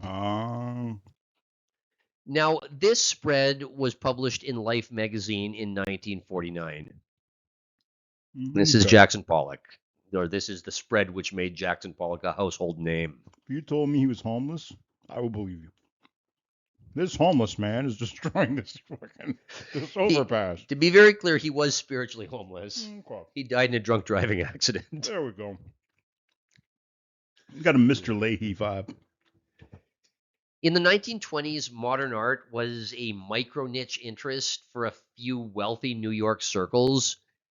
In 1929, MoMA opened, and whatever the proper museums thought, it really didn't matter because modernist aesthetics were being used as corporate advertisements. In 1942, John Graham let Jackson Pollock exhibit in a show with French artists. The next year, he got a showing at Peggy Guggenheim's art gallery and was let into an elite circle in the orbit of Nelson Rockefeller. And within 6 years of that, mass media was blasting this image into every suburban living room in America, completely circumventing the old community that wanted art to look like what we think of as art. Talk about the freaking power of networking. Well, and the power of media, power of mass media. Yeah, it's a true testament to the revolution of mass and scale. Once 20th century technology was introduced into the equation, things could be done at such a scale that it just swept away the old ways of doing things, for better and for worse. The art world is conservative at the best of times, so once the Museum of Modern Art had the president going on the radio and reading a speech for the 10-year anniversary show, it wasn't long before all the galleries were getting rid of the 1930s conservative aesthetics and replacing it with this abstract shit. And I'll point out the ruling class is still into this awful weird art. Yes, they are. And performance art and all that bizarre stuff. They love it. Well, I think we've now answered the question of how we got to where art is. The real question is why didn't it go anywhere from here? That's a really good question. I guess if there's one moral to this episode, it's that the Diego Rivera incident in 1933 was an echo of the 19th century individualist bourgeois world, where one rich person's tastes decided what was and wasn't acceptable. In this case, saying, I want that painting destroyed. Yeah. When that painting was destroyed, the Rockefellers were the face of that decision. In 1949, this Life magazine spread was a total product of the 20th century, with big business, mass media, and mass consumption driving everything. Ultimately, you could say that Nelson and John D. Rockefeller Jr. were the reason why Diego Rivera's mural was torn down, but nobody knows or cares who was the one guy who greenlit this spread here. Yeah. There was some editor who said, yeah, run it, but the narrative just says that it appeared in Life magazine. There have been lots of books written about the institutional forces between the 20s and the 40s, what James Burnham called the managerial revolution. That was the ultimate link between Diego Rivera and Jackson Pollock, not some chance encounter at Peggy Guggenheim's gallery where she bought one painting. Okay. It was due to institutional forces, All like right. everything else is. But as we said, the problem is art just never went anywhere after this. We entered this period where art was progressive for the sake of being progressive, but it seems like every piece of shit that you see in a contemporary art show has the exact same paragraph attached to it, supposedly explaining the context in which it's progressive, whatever that word even means. Yep. You know what doesn't have a paragraph? The Sistine Chapel. So that's it for this episode. Next time, we will look at the period from 1945 to 1960, the era of the New York School, or the so-called abstract expressionists, where we can finally answer one question that has dogged me ever since I gained the smallest iota of art appreciation when I was in my 20s. How the hell did Mark Rothko ever get away with doing this? Ugh. Paint swatches. So now, after teasing it since literally our second episode of the series, we've now introduced Jackson Pollock into the story, and the How Art Got Ugly train really only has one more major stop left before it reaches its final destination, and that's Andy Warhol. Woo! After that, there are no more art icons. I don't know why this is an art icon. I'm such a whore. I'll do your frickin' soup cans. I'll call it art, boys. Let's leave it there. All right, you know the drill. Like and subscribe on YouTube or wherever you get your podcasts. Support us at kofi.com/Radio Free History or at subscribestar.com/radio-free-history.